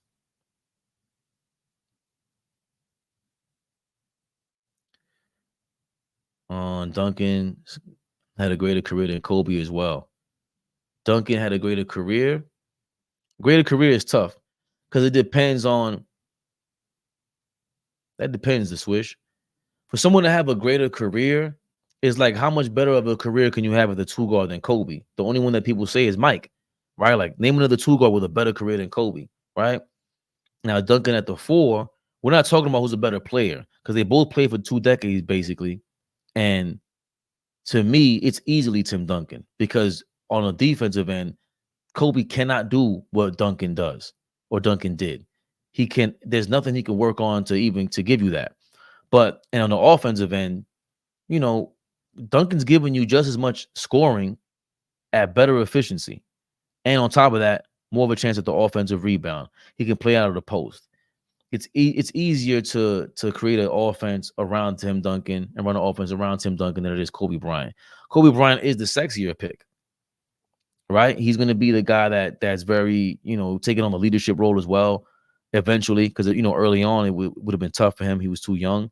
But greater career is tough because how much can you actually get out of each one? If you started off with if you woke up as Kobe Bryant, are you sure you can pull off what he did?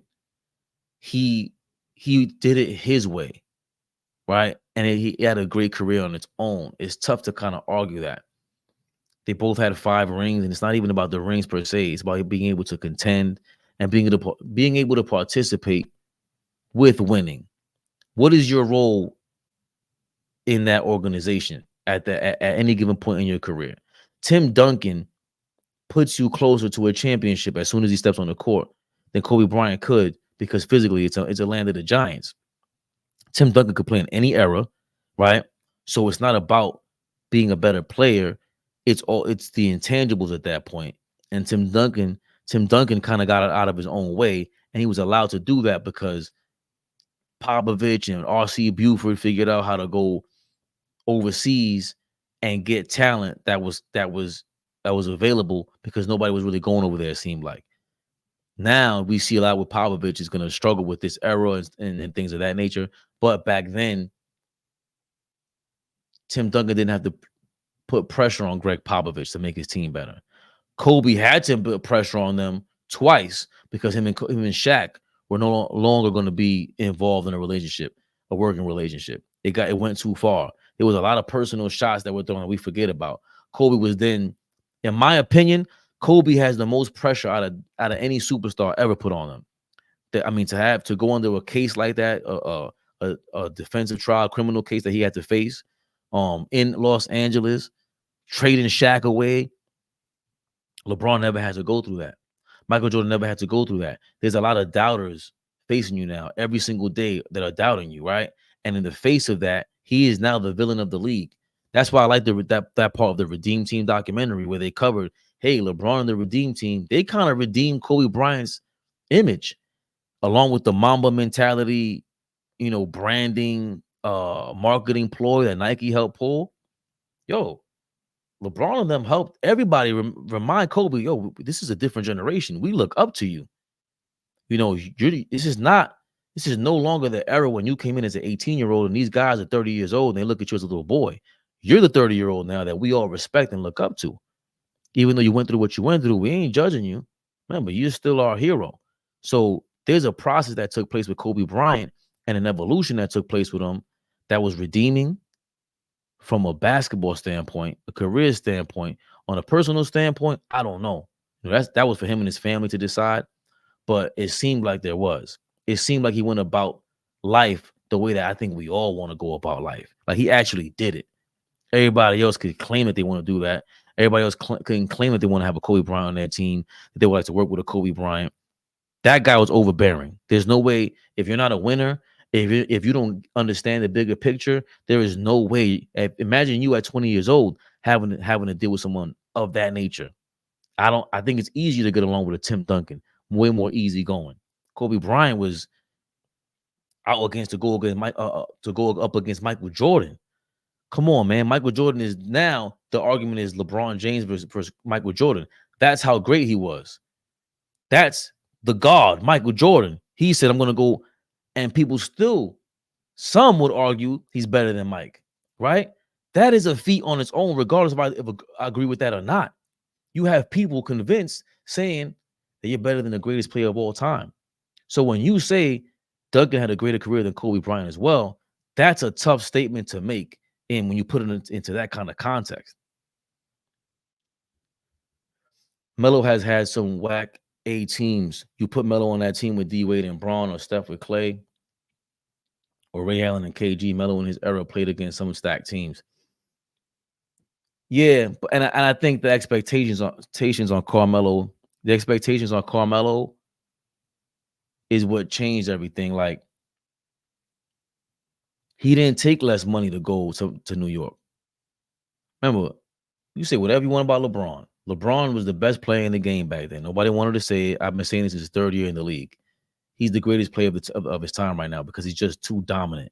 Had nothing to do with skills. It's just that when that guy steps on the court, he's getting everybody an easier chance to win and compete for a championship because he's 6'9", 230, and he moves like that. And with an IQ like that, it doesn't take much to make this into a winner. You needed a closer, obviously, alongside of him. You need to help him out with his mental game. But an 18-year-old, a baby, who didn't need to be resharpened or reworked or rewired from 18 years old on. If you think that you were at 18 years old, I'm 41. You think I would like to walk around with my 18-year-old brain self? No, what do we always say? I wish I had my 41-year-old brain on my 18-year-old body, right? So we know we have to work on that all the time. So with Carmelo, no disrespect, but he had a lot of ego to work out. Like the fact that you didn't take less money, traded a whole team away for yourself. And I know we're going to have to watch that together. Him and D Wade sitting down together, and he's saying, I never said I wanted to be traded to New York. Okay, but that's what it looked like, and it happened anyway. You should have been able to say, like, nah, I want to go there in the summertime. Maybe also Denver was going to trade you because they're saying we can't lose you for nothing. So this trade is going to happen regardless in February or June. Maybe it wasn't all Carmelo Anthony's fault either. So but at the same time, he could have opted out. He could have had an opt-out, and he didn't. He took a guaranteed $20 million and put himself in that position. LeBron James, D Wade, and Chris Bosh signed a 4-year deal, the 4th year being an option. Carmelo said, nah, I'm not turning down $20 million. He said that on the Stephen A. Smith show when he was on late night. So Melo had the opportunity to have an option in his career, in his contract, but he didn't. Those little mistakes is what makes, when you say he had some bum teams, what bum teams you talking about with Carmelo? On the Knicks? Because it wasn't on Denver. Like, you know what I mean? It's tough. It's tough. Hell, put him on that team in Detroit. Should have drafted him instead of Darko. That is definitely a sliding door. We have to always talk about that, man. That's tough, man. Because I've seen where Ben Wallace said, yo, even if we had Carmelo, he didn't have the same mentality we had. I've seen that. But I'm with you, Vaughn. Ain't no damn way in hell you add Carmelo Anthony to that team with Larry Brown's bum out, another overrated coach. He won, but kind of overrated. he would not have lasted in this era at all. You see what was happening with Bill Belichick. Jesus, Lord Christ. Tom Brady is lighting fire on the Bill Belichick's career. We'll get to that in a second. We got to talk about that. But Larry Brown comes from that cloth, right? He's in Detroit. Carmelo goes there. You telling me we sitting there watching the Detroit Pistons. We'll see Carmelo Anthony go into a game and destroy everybody. In the East, in the weak East back then, let's not, mind you, and the team doesn't change. It's a team that went to back-to-back championships, 4 straight conference finals with Detroit Pistons. And you telling me that Carmelo Anthony goes into a game and he's not killing? Remember, okay, he's not a good defender, but you put him at the 2 or the 3. You might play some small ball. You might put him at the 4. You replace Rasheed Wallace with Carmelo Anthony. What? Are you kidding me? The Pistons fans might have went to Larry Brown's house if Larry Brown didn't start him eventually, right? Also, I have all the criticism in the world about Carmelo Anthony, but never have I ever thought he was a bum, number one. And number two, we was just talking about Banchero calling out the Orlando crowd the other night. And he said, he told the Knicks fans to go home, right? I love that about him. He's a wrestler. I love it. He answers the challenge. Carmelo Anthony answered that bell. I don't care what player it was. That's when the ego works for you. He went at it with Kobe. And he most especially went at it with LeBron. He would give it to LeBron. LeBron ain't had nothing for him. And you 6'9", 240, so what? And that's since high school. Look at the numbers from high school. Can we look that up?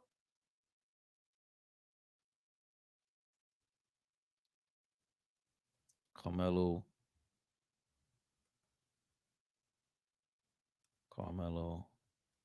versus LeBron high school stats. Don't laugh at me. I'm looking down at the keyboard, y'all. Don't laugh at me like that's crazy, okay? Don't you laugh at me. This one says 36 points, but it was more than that. It was more than 36 points. It was Melo had 36 and like 10 rebounds, and LeBron had like 34 points and let's say 8 assists, something like that. It was crazy. So Carmelo was a competitor. Let's not get that twisted. And Darko was a bust. That was a major. That should be talked about like Sam Bowie. That might be worse than Sam Bowie, bro. Because Sam Bowie, there's a reason why Portland took Sam Bowie over Michael Jordan, right? Even though a lot of people say back then they knew Mike was good. They knew he was that good. There was still a thing, an overall theme around the league that you win with the center. It's not like today where you take the best player, more than likely, right? And even then, Atlanta traded Trae Young for Luka Doncic. That was nuts, right? But you can cut Portland some slack.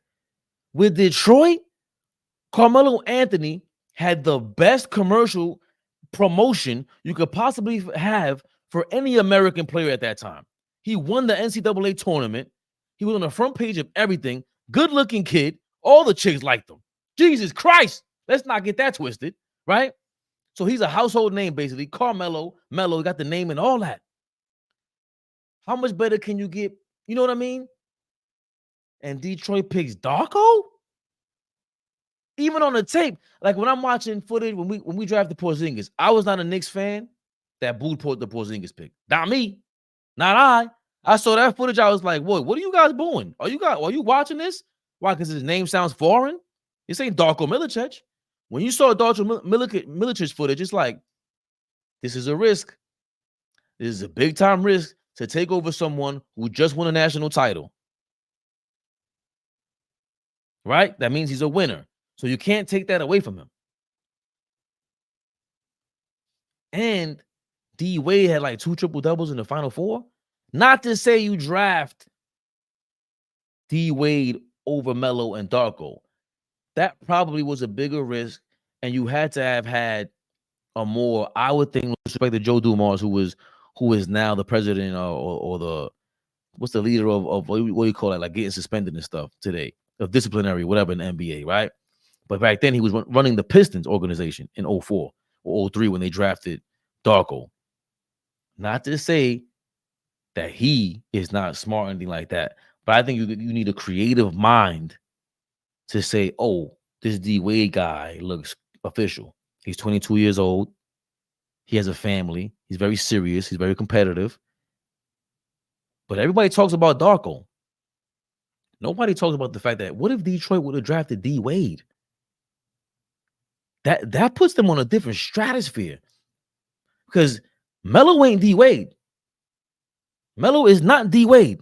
Let's not get that twisted. And I saw Melo giving props to D Wade the other day. Amazing props, saying how they couldn't even figure D Wade out. If they draft D Wade, you can now trade Richard Hamilton, and that turns them into a different animal. That is a different animal in Detroit. They're winning the championship with D Wade. They're taking a different level. And I will have to believe they beat the Spurs. If you got Carmelo Anthony, they're waiting for you. Unless Larry Brown does the dumb thing that he did in the Olympics and he benched LeBron. He benched LeBron, D Wade, and Chris Bosh in the Olympics. He's a moron and he's overrated. Dreamers Pro stay ripping Stephen A. Smith. Yeah, he does. We all need to rip Stephen A. Smith. Stephen A. Smith, straight tomatoes. I don't believe in violence. I kind of do actually, but I also believe in the old school way of doing things.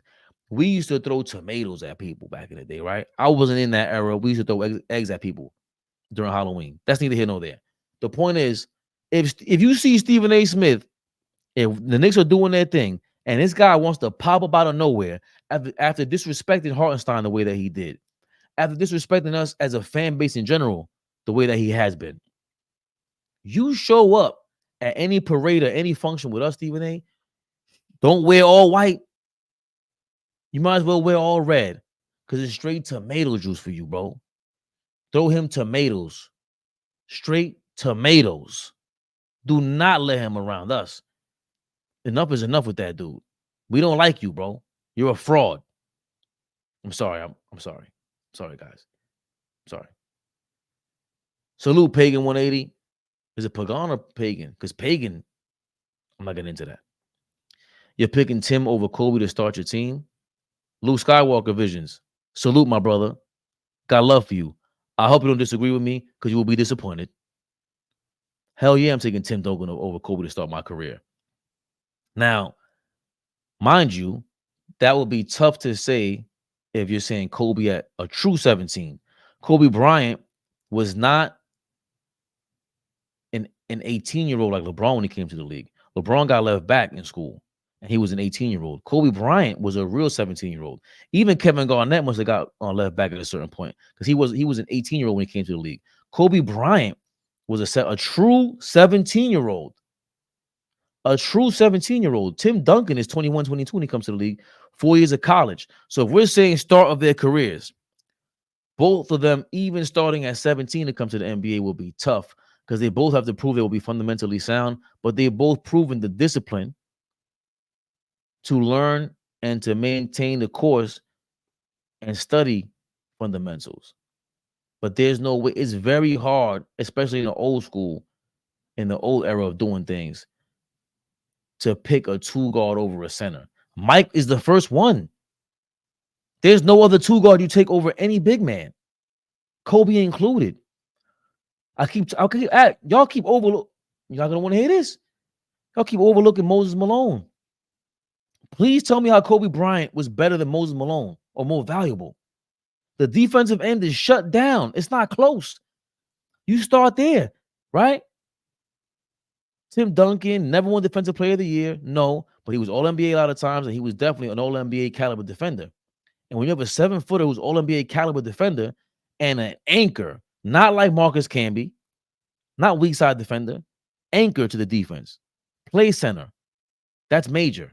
Now, Tim Duncan is no Mutombo on offense. Tim Duncan is an offensive damn near, I don't say a genius, but he was great.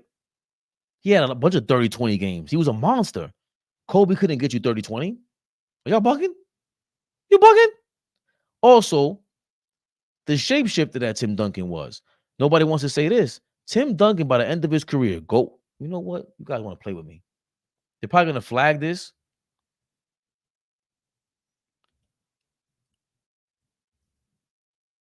They might flag this, but we have to look it up. Ooh.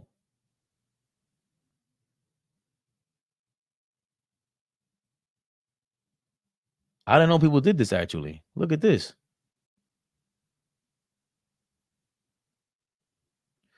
Look who a lot of people compared Tim Duncan to in this era, which I have, and it was amazing. Jokic. And it's you won't think so, right? Let's see what Coach Malone said. Did a commercial? Oh yeah, no commercial. You ain't getting me like that.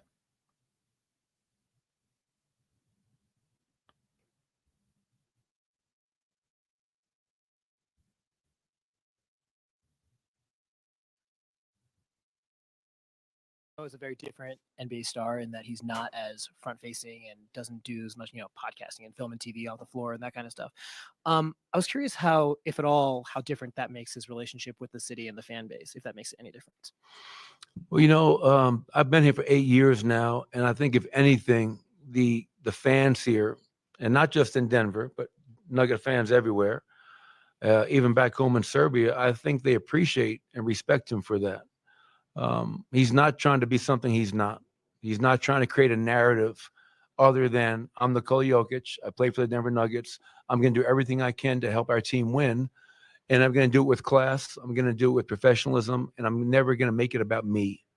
I mean, that's a rarity.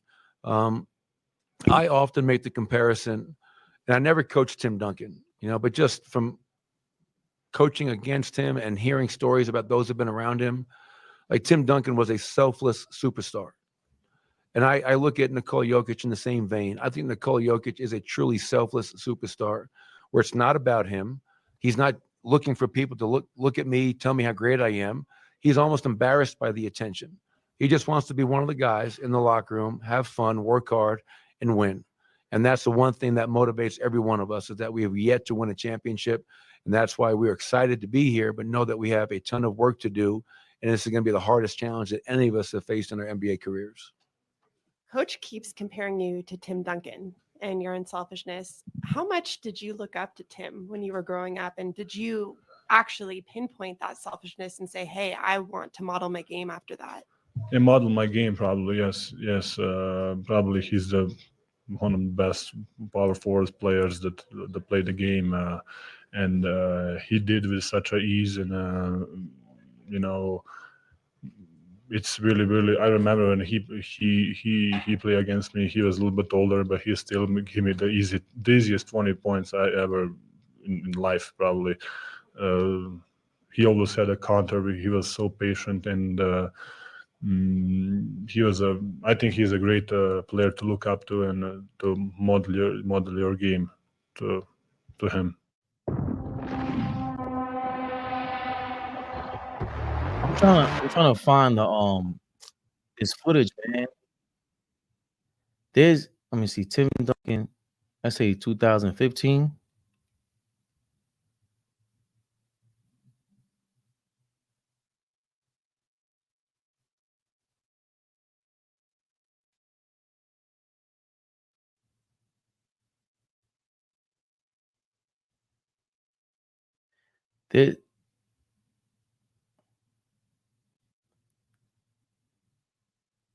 Oh, look. See?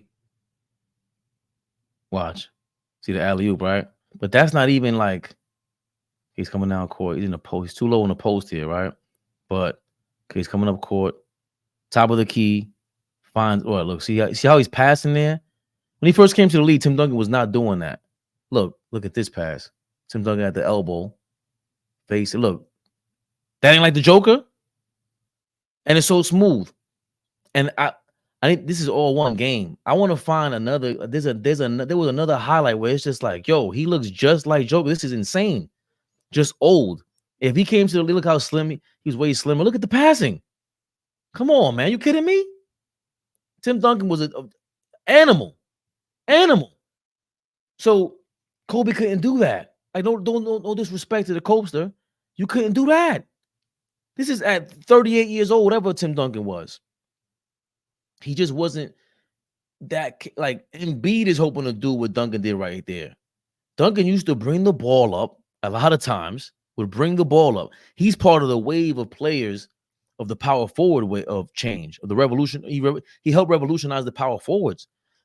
I always say this when they compare Kevin Garnett to him, there's a gap between Kevin Garnett and Tim Duncan. Sorry, right? Because Kevin Garnett is way more talented than Tim Duncan.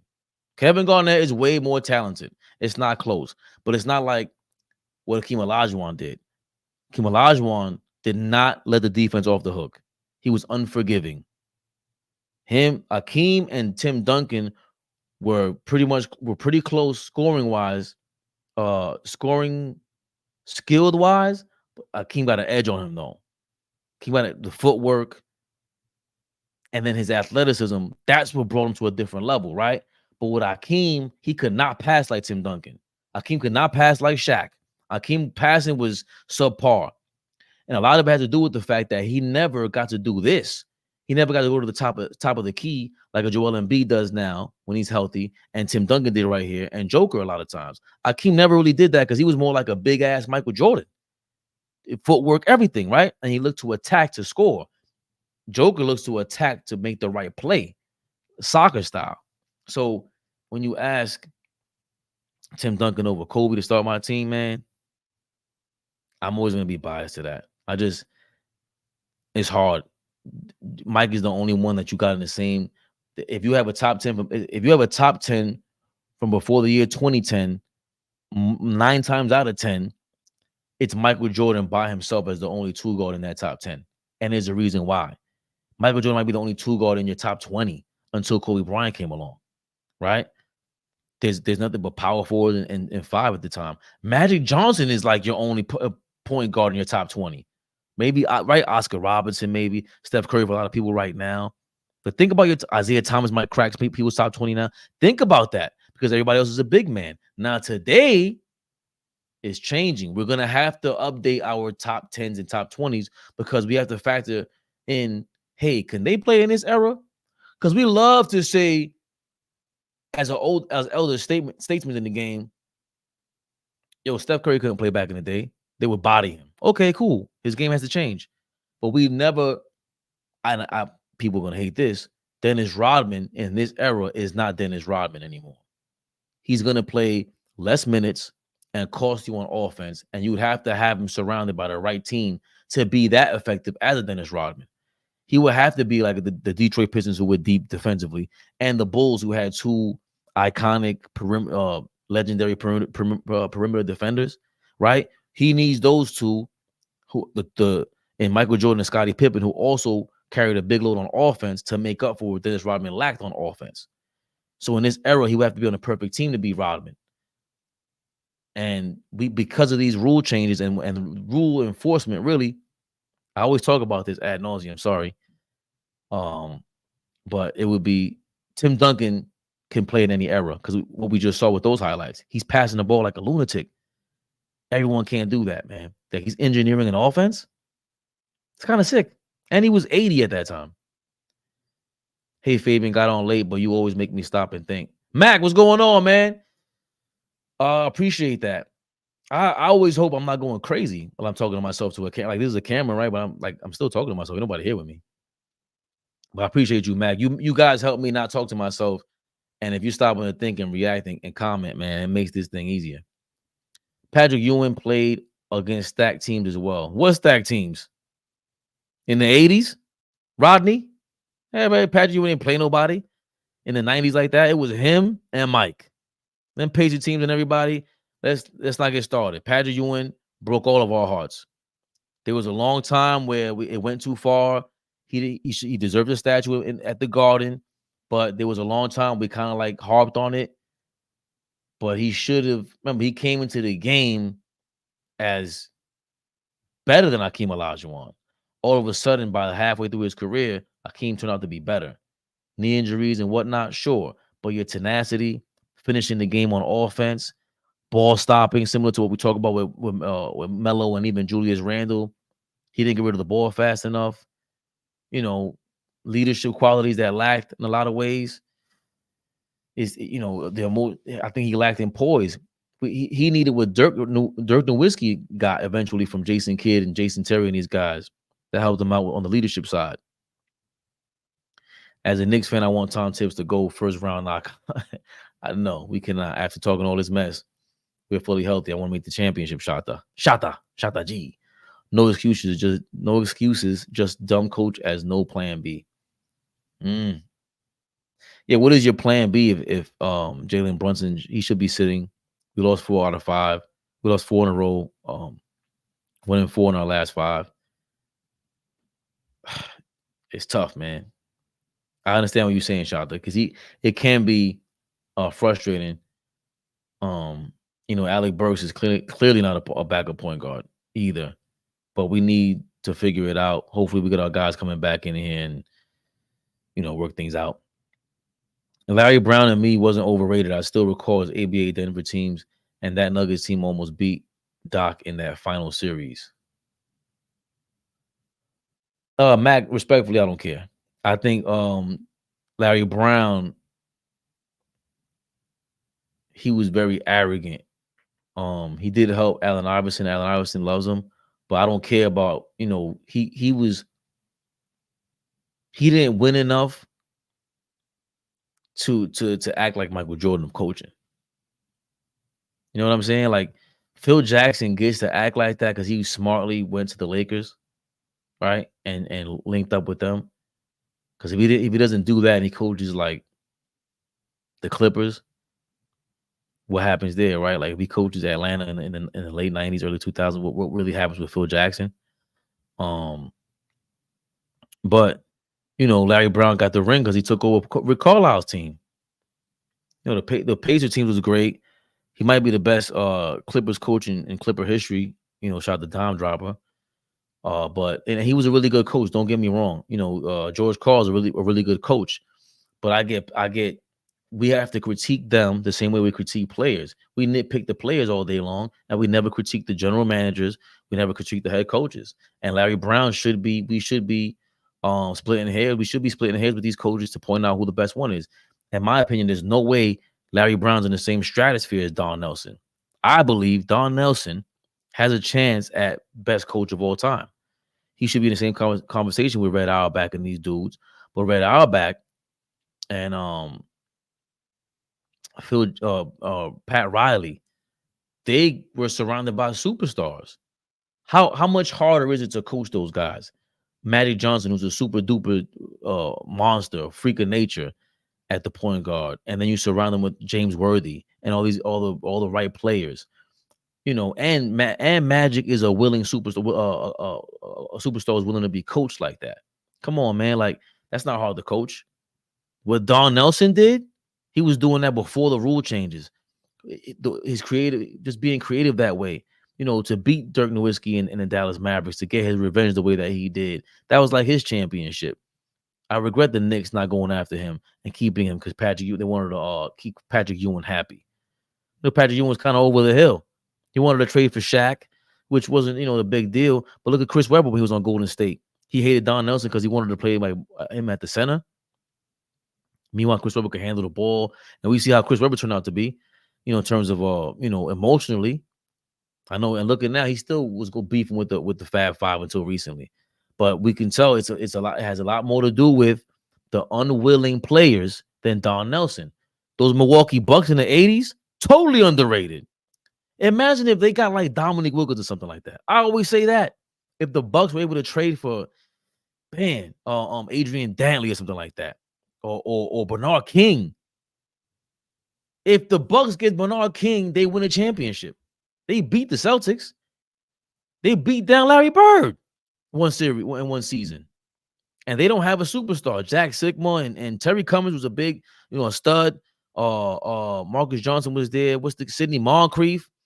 Come on, man. And Jack Sikma was a former champion. So I think coaching,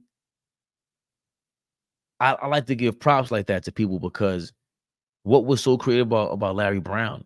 He just coached like these defensive principles that got on my nerves. And you really benched LeBron James, Carmelo Anthony and D Wade their rookie years, we could have smoked the whole everybody around the world in the Olympics. Maybe there were other things at hand, but he just always rubbed me the wrong way, man. And I like to give props to people that don't get talked about, like Moses Malone in NBA and as NBA players as far as NBA players go, excuse me, and Don Nelson as far as coaching goes. Steve Nash Smith. I was about to mention Moses. He was tough on the board with the Utah Stars and Spirits of St. Louis. I picked both him and Duncan over Kobe. Damn, see, Mac? And they don't talk about him. And he gave Kareem the business in the championship. He gave him like 30 and 20. Wasn't playing around with him. The original 17-year-old to get drafted out of high school, even though I know, shout out to Pee Wee Kirkland, there were a lot of people who signed these contracts straight out of high school as well. But Moses, three-time MVP, defensive player of the year, I think multiple times if I'm not mistaken. Come on, man, he was tougher than Kareem. If we're being real, and he was sneaky athletic. People prefer style over substance. Oh, 1,000%. That's what this conversation is always going to be, Mac. Like the Carmelo versus Paul Pierce conversation. A lot of that is style. A lot of the style is what brings people to the game too. Like Carmelo was the guy who's going to sell tickets. If you're in New York, you'd rather sign him because Paul Pierce is not going to sell tickets like Carmelo Anthony. Melo's a star, flat out superstar, which has a lot to do with style. Phil had arrogance because he had Mike and Scotty and Shaq with Kobe. Yeah. But again, I can't be mad at, like, I think Phil's overrated because of that. Right? I think Phil Jackson is overrated because he had those teams. And, you know, we did see Del Harris with the Lakers, right? The same Kobe, Shaq, Lakers. And Phil Jackson took over and, you know, he put his sauce on there. So it's not to say he's not great. There's a difference between what Phil Jackson did and what Larry Brown did in Detroit, with San Antonio, or what Popovich did in San Antonio. What this guy did, Budenholzer did with the Bucks, right? There's a big difference between all those because there's no superstar, right? And I think there is a way to coach superstars. And in this era, we look at Mike Malone in Detroit, in Denver. Speaking of underrated coaches, New Yorker. I know his pops is a New Yorker. God bless the day. I think Brandon Malone. His pops went to Rice High School as well. Yeah. So I think you can be arrogant when you won. I don't know how arrogant Phil Jackson was when he first started with the Bulls. You know what I mean? Jerry Krause, you know, they signed him and he found him. It was tough to be arrogant. And I know that he flipped on Phil once he laughed. He supposedly laughed. Phil Jackson laughed at Jerry Krause over a joke that Michael Jordan made. And Michael Jordan used to go at it with Jerry Krause or whatever it was. And then he finally had enough of Phil Jackson or whatever. But I think there's a level of beyond arrogance and confidence and certainty, assertiveness that you obtain in life once you accomplish things, because the certainty that's you're filled with doesn't allow doubt. And when you encounter doubt, you kind of attack it. And that's what arrogance, it can be interpreted as arrogance, but confidence can do that. But Phil does come off arrogant. I was not against him with the posse comment with LeBron. But he has shown some real, like, you know, like, I'm better than you ways. I'm not gonna lie. Mac. Fabian, Phoenix plays he was good, baby. What is your expectations for this team post All-Star break? Fully healthy championship. If we're fully healthy, we want that championship. We want the smoke with the Celtics. We want the smoke with Denver. We'll kill Denver. Dallas is the team that I'm scared to death of, man. Dallas.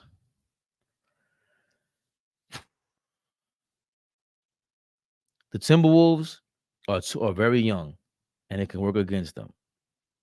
But the Timberwolves and the Celtics have the very same issue.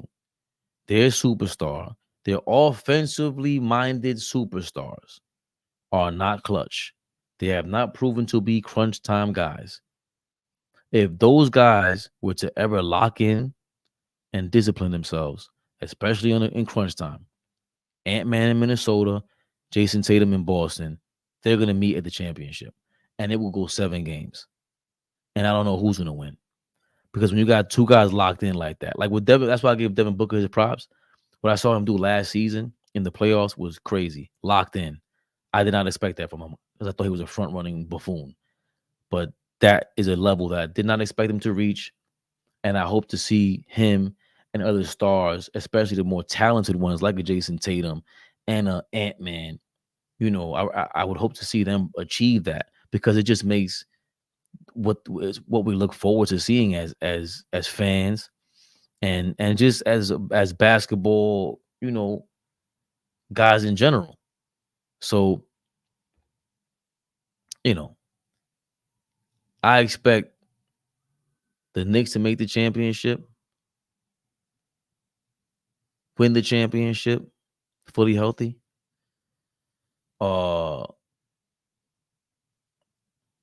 Excuse me, out the West, I got Minnesota versus Dallas in the conference finals if they get to link up. But at some point, it's going to be Minnesota versus the Dallas Mavericks in the Western Conference. And I expect the winner of that series to come out of the West. Just defensively, you know, Dallas is on a different level now. The same stat I pulled up earlier, Dallas in the last 5 games, the Mavericks are the best defensive team in the league. 5-0, 101.9 defensive rating. Offensive rating is 119. They have a net rating of 17. And they're, look, I didn't even look. I'm just looking this up now, y'all. Funny business. Funny business. Who has the highest net rating in the game right now in the last 5 games? Minnesota, Dallas Mavericks, and of course the Celtics, right? So fully healthy, I expect these teams to be in that running. The Miami Heat somehow snuck in there, and the Cavs, I'm surprised they're not a bit higher. But also fully healthy, the Knicks, I expect to beat all of them because they did beat all of them. Beat down city, kid. Memphis really lucked out on their second rounders. Vince Williams and Gigi Jackson look like lottery level prospects. Right now, they needed the wings and they got them. Gigi Jackson is very competitive. He got suspended the other day, right? After watching him a little more, I was just more shocked with I'm still surprised that Milwaukee's this bad. Giannis should be ashamed of himself. I think defensively, that's what he has to work on. He can't get mad at anybody but himself. He has to start thinking about defense. I don't care what team he goes to next year. I don't know what he thinks is going on. Giannis Antetokounmpo needs to go back to talk to Hakeem Olajuwon if he's not texting him every day and talk defense. If he came to the Knicks, you know, we could figure that out. I think Tom Thibodeau and these guys will help him out with that, the rebounding principles. Hey, Giannis should be averaging 15 rebounds a game. Why is Sabonis out rebounding you in the league every night in, night out? You say you Greek freak, right? You're the freak. That's a big factor for me with the Milwaukee Bucks, and it's why I overlooked. I was so shocked that Memphis was they were up by like 9 points with 2 minutes to go, and the Bucks almost pulled it off. But you saw the last play; they fumbled and bumbled, and you know, Dame Lillard, that was a disaster trade. That turned out to be one of the most worst trades ever, and none of us could have anticipated that. I expected them to be the best offense in the game. I expected them to be the best offense going into the season after they got Dame Lillard. I expected so much more. But garbage is upon us in Milwaukee. Do you think the protest that the Knicks has filed will go through? I hope so. I think it will.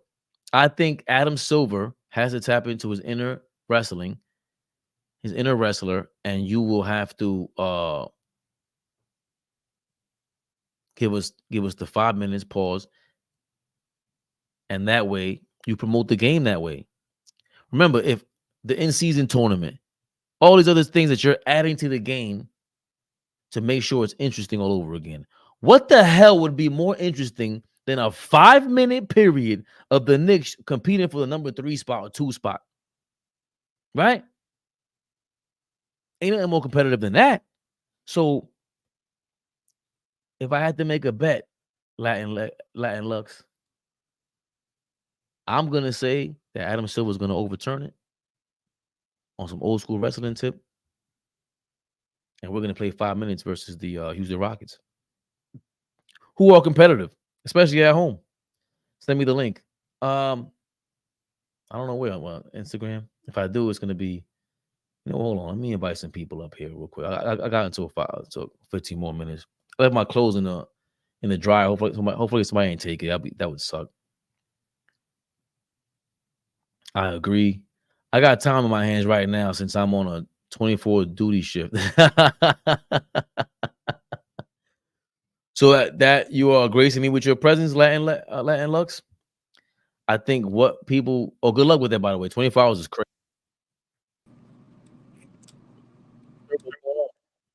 Yo. I think what people don't take into account is that this isn't a great game, great catch and shoot or ball spotter. His 3-point game is more pull-ups and step backs, James Harden-ish. Well, I never thought he was on Kyrie's level. Like as great as Dame has always been, he's 60-point games, whatever it is, clutch. I never cared for his ball offensively. I didn't think he was as efficient, and it's hard for him, a smaller player, to finish at the basket like that. And Kyrie, he's getting dubbed as the most skilled player of all time. A huge reason why is because he finishes at the rim like none other his size. And no, he doesn't get an and one, but he's finishing. And it's tough for Dame to finish, bro. And if you can't finish at the rim, that kind of takes away that threat. We'd rather you go to the basket and then we know how to make you get rid of the ball or deter you. And that's what? That's 2, 3, 4 seconds off the clock. Then what? Now you got more pressure on you with the ball in your hands, wherever you're gonna have it, and you're 6'3", 6'4". Try to pull it off, Dame. It's not happening. He shouldn't have been top 75. We said it at the time. No way he gets I agree. He ain't the only one that should have never. Anthony Davis didn't belong on there. I wouldn't say that. I think AD has more. I think AD did more than Dame. But those guys are still in their primes. That's what I'm saying. Him and Giannis, they're still young. They're still in their prime. So Giannis is listen. I don't get. They made a mistake when they Shaq. They put Shaq on after 4 years. He deserved it. Exactly. And Shaq was still young. Shaq was like 4 years into the league. I don't care. You get 4 years of Shaq is better than the 4 years of whoever else in the league. That is. I agree. Yeah. So was it 7 years of AD? 8 years of AD was really good, bro. That was 2 years ago. Yeah, AD was amazing, bro. AD was amazing. Kyrie's more portable off ball game as well. His spot up game is better. Off ball, he is better than Dame. What would you take? I just think he plays smarter than Dame. Would you take him over? Would you take him over Dwight Howard? Who? Dame? As far as the top 75. No, I'm saying Anthony Davis. That one's tougher, but I think Anthony Davis' career, he had a long enough prime than Dwight Howard. Dwight Howard's prime got, it was 6, 7 years, maybe. AD is AD, as much as we ish on him and everything, he's still the second best defender in the league, maybe the best defender in the league right now. No, I agree. Gobert might get it because his presence in the 25 minutes, whatever he does out there. But AD is what he did last year to Golden State was crazy. Crazy. Shut them the hell down. Oh, facts. Anthony Davis was like 4 first team All-NBA and was arguably the best player on the championship team. Yeah, they closed out. I mean, granted, though, Phoenix plays there was no LeBron James there at that age for Dwight Howard either to make it easier for him. So it's tough. I mean, he lost Jameer Nelson in 09 or 2010. Whatever year that Orlando went to the championship. Oh, yeah. Then he came back, and then Stan Van Gundy fucking forced him right out and messed up their damn chemistry. Yeah. Because Rayford did a great job filling in. Yeah, but Jameer Nelson was just they were missing Jameer Nelson. Not to say they would have won, but But either way, none of them are. Well, LeBron was for AD, you know. But Phoenix plays. He has AD over Dwight two times. Dwight still should have made it over Dame though, no doubt about it. And Kyrie should have made it. Dwight should be on there over Dame. Loyalty Lillard. Dame thought he was again another guy who disrespected Dame. Superstar kind of following in terms of especially like the game winners against the Rockets and against OKC. That's star in crunch time. All right, you got your star moments. But like Carmelo, it's like I don't think you're an absolute number one for your team. Like maybe a one, you can be a 1A, but you need a certain team around you to help to complement you. But as far as a one to for the franchise to get behind like that, it's tough because come on, Dame's loyalty is amazing, but it's tough. It's tough with him. Look, you seeing that with Milwaukee. There's no way this should be the case. If Dame was whatever everybody made him out to be, top 75 guy, and you're gonna be out bounced from the first round, they might be a playing team coming up Milwaukee. I ain't gonna go that far. Bro, Milwaukee they just lost to Memphis. I know. I seen that. That was crazy. Listen, you. So right now, to me, my top 3 teams in the East right now, Celtics, Knicks, and Cavs are the best 3 teams right now in the East. As of right now, those are my 3 best teams in the East as of right now. You agree with that? It's in no particular order, but those top 3. Fully healthy, yeah. But I think the Cavs, they're the hottest team in the league right now, maybe. As far as the best. What's the 3-point gunner right now for the Cavs? Damn. What's his name? I know Phoenix plays, he knows his name. That kid that they have is shooting like lights out for the Cavs right now. He's like Hawkins for the Pelicans. What the hell is his name, man? Sam Murray, of course, plays he would know. Sam Merrill. Oh, of course he would know. Sam Merrill right now? Hold on. Let's go. Let's watch some Sam Merrill footage. Yo, I'm with you with your Dallas pick, but I'm gonna say another sleeper, and God willing, if they could stay healthy, the Pelicans. Pelicans are playing some of the best basketball in the West too. We don't believe no Pelicans. Huh? You don't believe why? Because you don't think Zion's gonna stay healthy? Well, I got a thing about if Brandon Ingram is great. Don't get me wrong, but Zion is he's a wild. He's the wild card. No damn wild card. He ain't not wild card. I didn't mean that like that. No, I'm saying we don't expect anything from him. The fact that he is a wild card is stinks. It's Sam Merrill on the Cavs. Look how he moves. He's already Duncan Robinson. And it took Duncan Robinson this long to be Duncan Robinson. Look. Step back. What? Damn. Watch this guy, bro. Sam Merrill on the Cavs. Jesus. Look, do you see the release? Oh my God. I'm starting to get scared. That's like Steph Curry. Ooh, where is this guy from? Look at him. Look at this pump fake. How do I know? Oh, that's not him. Pump fake. Are you kidding me? Oh my God. He should be in the 3-point shooting contest. If he's not, he's amazing. Look at him. Oh. What school did he go to? Look at him sneaking up. How do you leave him open?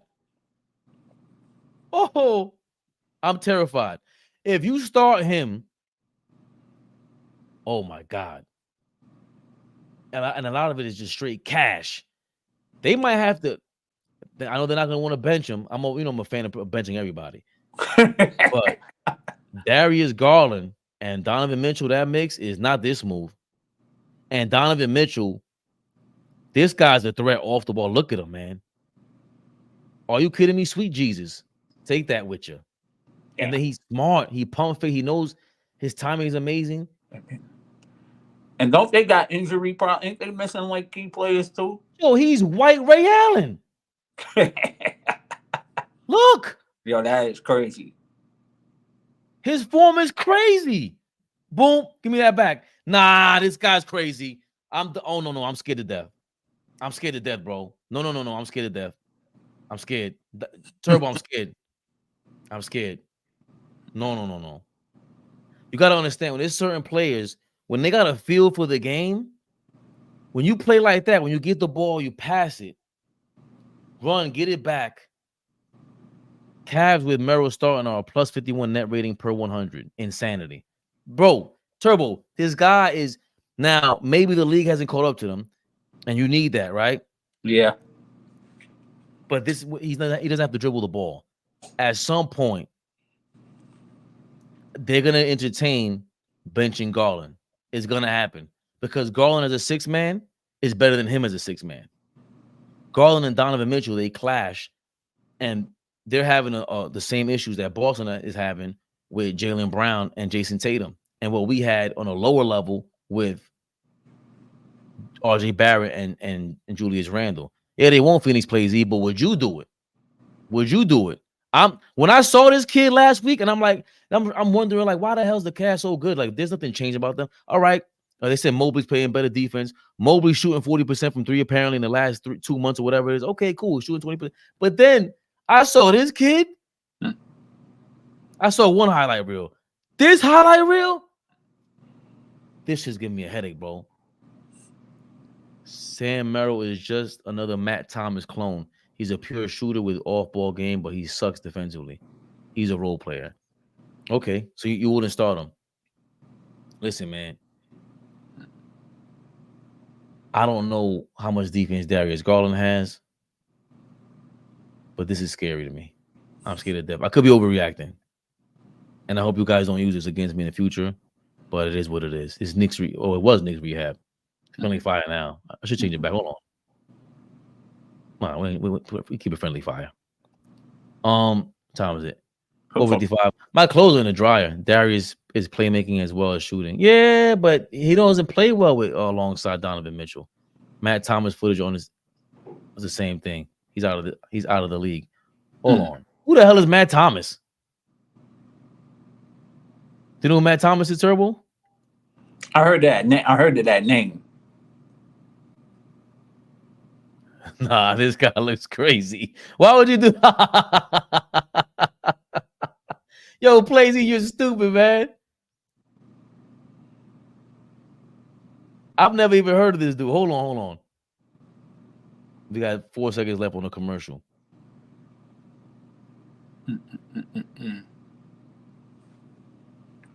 Look at the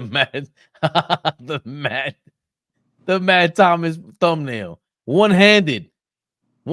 You kidding me? Oh, I seen him. I seen his face. I seen him before. All right, let's see this. Where is this? Okay, is this the Bulls? Yeah. Nah. Already. Nah, Plazy. Look at his form. It takes too long. Nope. Nah, it takes him. Oh, you played way too, yeah. Look, watch. Okay, behind the back. That's smooth. He might have a better handle than Sam Merrill, actually. Look, he has a better handle than him. I could tell already. But it takes too long to shoot. Look. And you talk about why? Because he leans in like that. Stop it, Plazy. Sam Merrill has a way quicker trigger. Way quicker trigger. Look, it takes him a little half a second. That it's like 0.2 of a second more. Look, watch. Nah. You're disrespecting my guy. You think I'm fearful out of nowhere, Plazy. Nah, this guy, the right-handed Michael Redd over here, the white Ray Allen is going crazy. Yeah, Michael Redd was a problem. Michael Redd was on that bench on the 02 team, I think. I think we went over this against the 76ers. 02? He shot like 40. Yeah, he shot like 45% from 3 for my 2020 Raptors and stunk in the playoffs. I think it's hard. I remember he was on Ohio Yeah, he was on Ohio State when they beat St. John's to go to the final, to go to the Elite Eight. He Penn and all of that. Yeah. This guy, what's his name? Matt Thomas. This guy, plays Z. Matt Thomas ain't no damn Sam Merrill. Sam Merrill's the trigger is crazy. Sam Merrill, he's scared. He scares me to death, bro. This is 3-point bomb. Yeah, the rise of Sam Merrill. Jesus Christ. They have too many videos out now. Yo, with a healthy squad, y'all can get healthy. This can be a 98. This can be the 98. Reminds me of the 98 team, but with more depth and athleticism. No. Sprewell, Allen Houston, Marcus. Sprewell, Allen Houston is different, bro. I know that, but I'm saying as far as depth, think about it. Y'all have better depth than that team coming off the bench. That's what I'm saying. Broken down Larry Johnson. Who else on the bench? Larry Johnson was starting. Who else on the bench? Marcus Camby started over. Well, he started over Pat. He started over Pat when Pat went down. We might have more depth, but yeah, he might be. I mean, it's probably a better team though, right? And then come on now. If we're healthy, y'all got more depth. That's what I'm saying. You got better you're depth right. than that 98 team. This front court, Mitchell Robinson, Hartenstein, and Julius Randle to be in the front court, and Achua has impressed the hell out of me. Yes. And you added Bogdanovich as a shooter. Yeah, that's forward. Y'all had a better forward, and you were much younger. You got to remember the league was different because it was older. A lot of younger guys wasn't coming in like that, like how it is now. The league is much younger. Listen, I'm just saying. If we're healthy, of course, the Celtics are going to be in. The only thing, just figuring out. I saw someone make a comment in the comments. Is figuring out what Brunson can do, or figuring out what to do with. There has to be some creativity with Brunson. Getting double teamed, trying to and Randall will help that, of course, because Randall's gonna have to be patient, and he's gonna have to see there's gonna be one-on-ones now because they don't want Brunson to kill him, because Brunson is money. Brunson has set shots. Come on, hold on a second, man.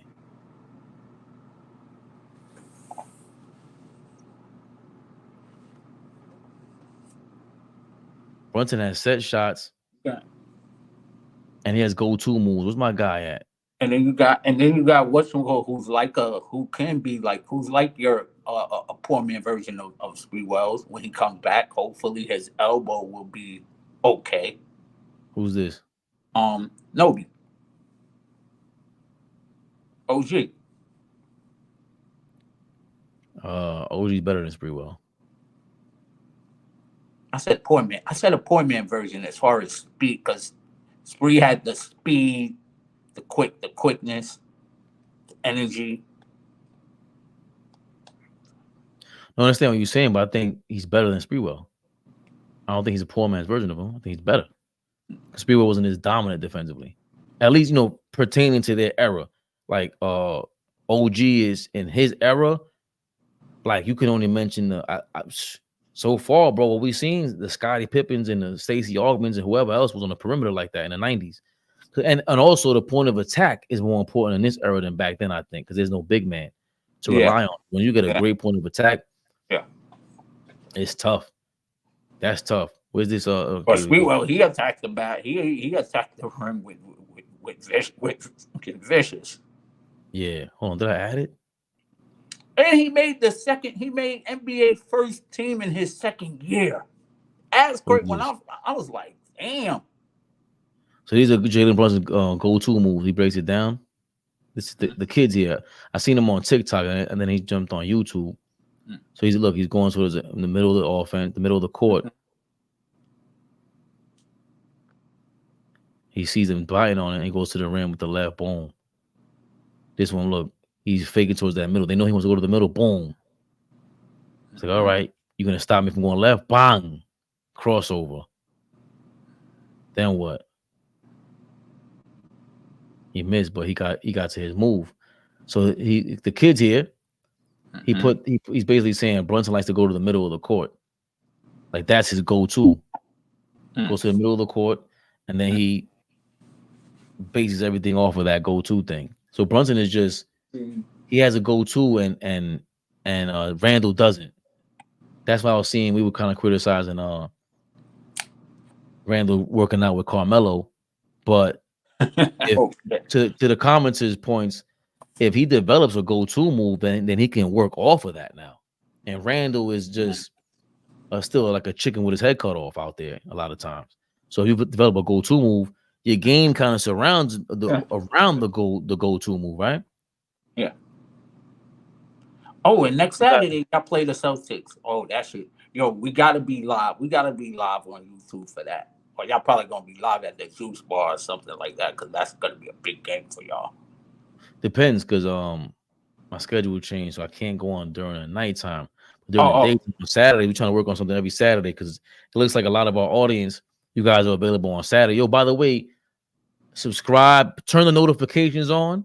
I'm gonna break down some YouTube stuff for you in a second. Have you guys seen Josh Hart and Jalen Brunson's pod? It's jokes. Yeah, I want to see the Mikal Bridges one. Phoenix Plays E. I have an embargo set against their podcast because Jalen Brunson should not be doing a damn podcast. I hate the fact that he's doing a damn podcast. I need him to be more quiet than anything else, but it comes with the territory. He's trying to be into a personality. If this is what leads for him to become an all-star, perennial all-star, then you get more respect from the referees in the league, then sure, why not? But I definitely want to see the Mikal Bridges one because they're saying that they're trying to like recruit him crazy. And they might get suspended for this shit. Nah. No? I don't think so. These are two friends.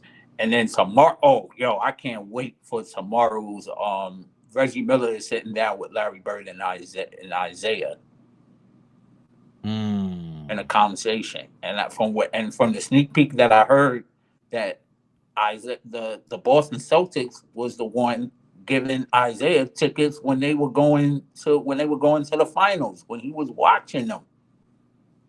He was traveling with them. Like I was with the Celtics? Wow. Yeah. Because he wanted to learn how to win. So he was like scouting on how to beat the Celtics. That was his strategy. I was crazy. What? I know. So that interview is gonna come on at 4:30 on TNT. That's definitely gonna be very interesting. Because you gotta remember, Bird fired Isaiah Thomas from being the coach in Indiana. Business, never personal, though. That is true. Come on, zoom in. Yeah. How would you guys do this? Come on. That's gonna be crazy. That is definitely gonna be crazy. Hold on. So Josh was trolling him the entire podcast, elite tampering. They released the power of Mikal, actually. Yeah, that's what I want to see, Plays E. Yeah, I saw it. So real quick, y'all, Turbo, this show you some stats, some insights on YouTube. First is our watch time from subscribers. So 13% of our subscribers are watching our videos. That's great. 86.8% are not subscribed. So we got a bunch of views going on, a bunch of viewership going on, taking place. Beyond grateful for it. But we need the guys who are subscribed to click on notifications, because apparently 3.8% of our subscribers, 252 of y'all, have clicked all notifications on, and subscribers who turned on all notifications for your channel and enabled YouTube notifications is between 5 to 20%. So when you click all notifications on, you'll see all our videos pop up, and you're more likely to see the video, because once it uploads, you're able to, or if it's made public, you're able to click on it, you're able to view it, and clearly we've been trying to just gain our audience and people that we want to interact with. And like I said, I'm just totally grateful that you guys subscribe. And a lot of you guys, this went from like 95 last week to 5% this week. So this is amazing in itself that a bunch of us are subscribed and we're watching. We just need more of that because it helps us with the, to get paid actually. And we got super chats, we got memberships, but also just watching us in general, and then you skip those ads or you watch the ads, it helps us out. And it helps us keep going. We need fuel to the fire to keep us going. And you definitely, the comments and everything, you guys help us out a ton. So I appreciate you guys just showing us love. Turbo from the beginning, he's been on here with going crazy on the lives. Happy to be a part of the team. Happy to be a part of the affiliated with the team. I wouldn't say I'm officially. I'm affiliation. I'm happy to be a part of it. Huh? Yeah, with the AllBall family. You kidding me? Yeah. So yeah, man. Is there anything you wanted to jump in here? You were like, send me the link. You were like, but I was agreeing with everything you were saying. I was agreeing with everything you were saying, and then also with what you were saying about George Karl. He's been off his rockers lately. Cause now it's like, now you want to talk. Now you complaining. Like, you definitely screwed up. Being one of the first to lose to an 8 seed. I remember watching that series. I remember I was home watching it in front of my TV. I was like, what the heck is this that just happened just now? There's a lot that comes to George Karl. Like I said, that Milwaukee team for me, my gosh. And then, not only that, you lose the next year. You get bumped in the first round. Nick Van Exel and Eddie Jones knocked y'all out.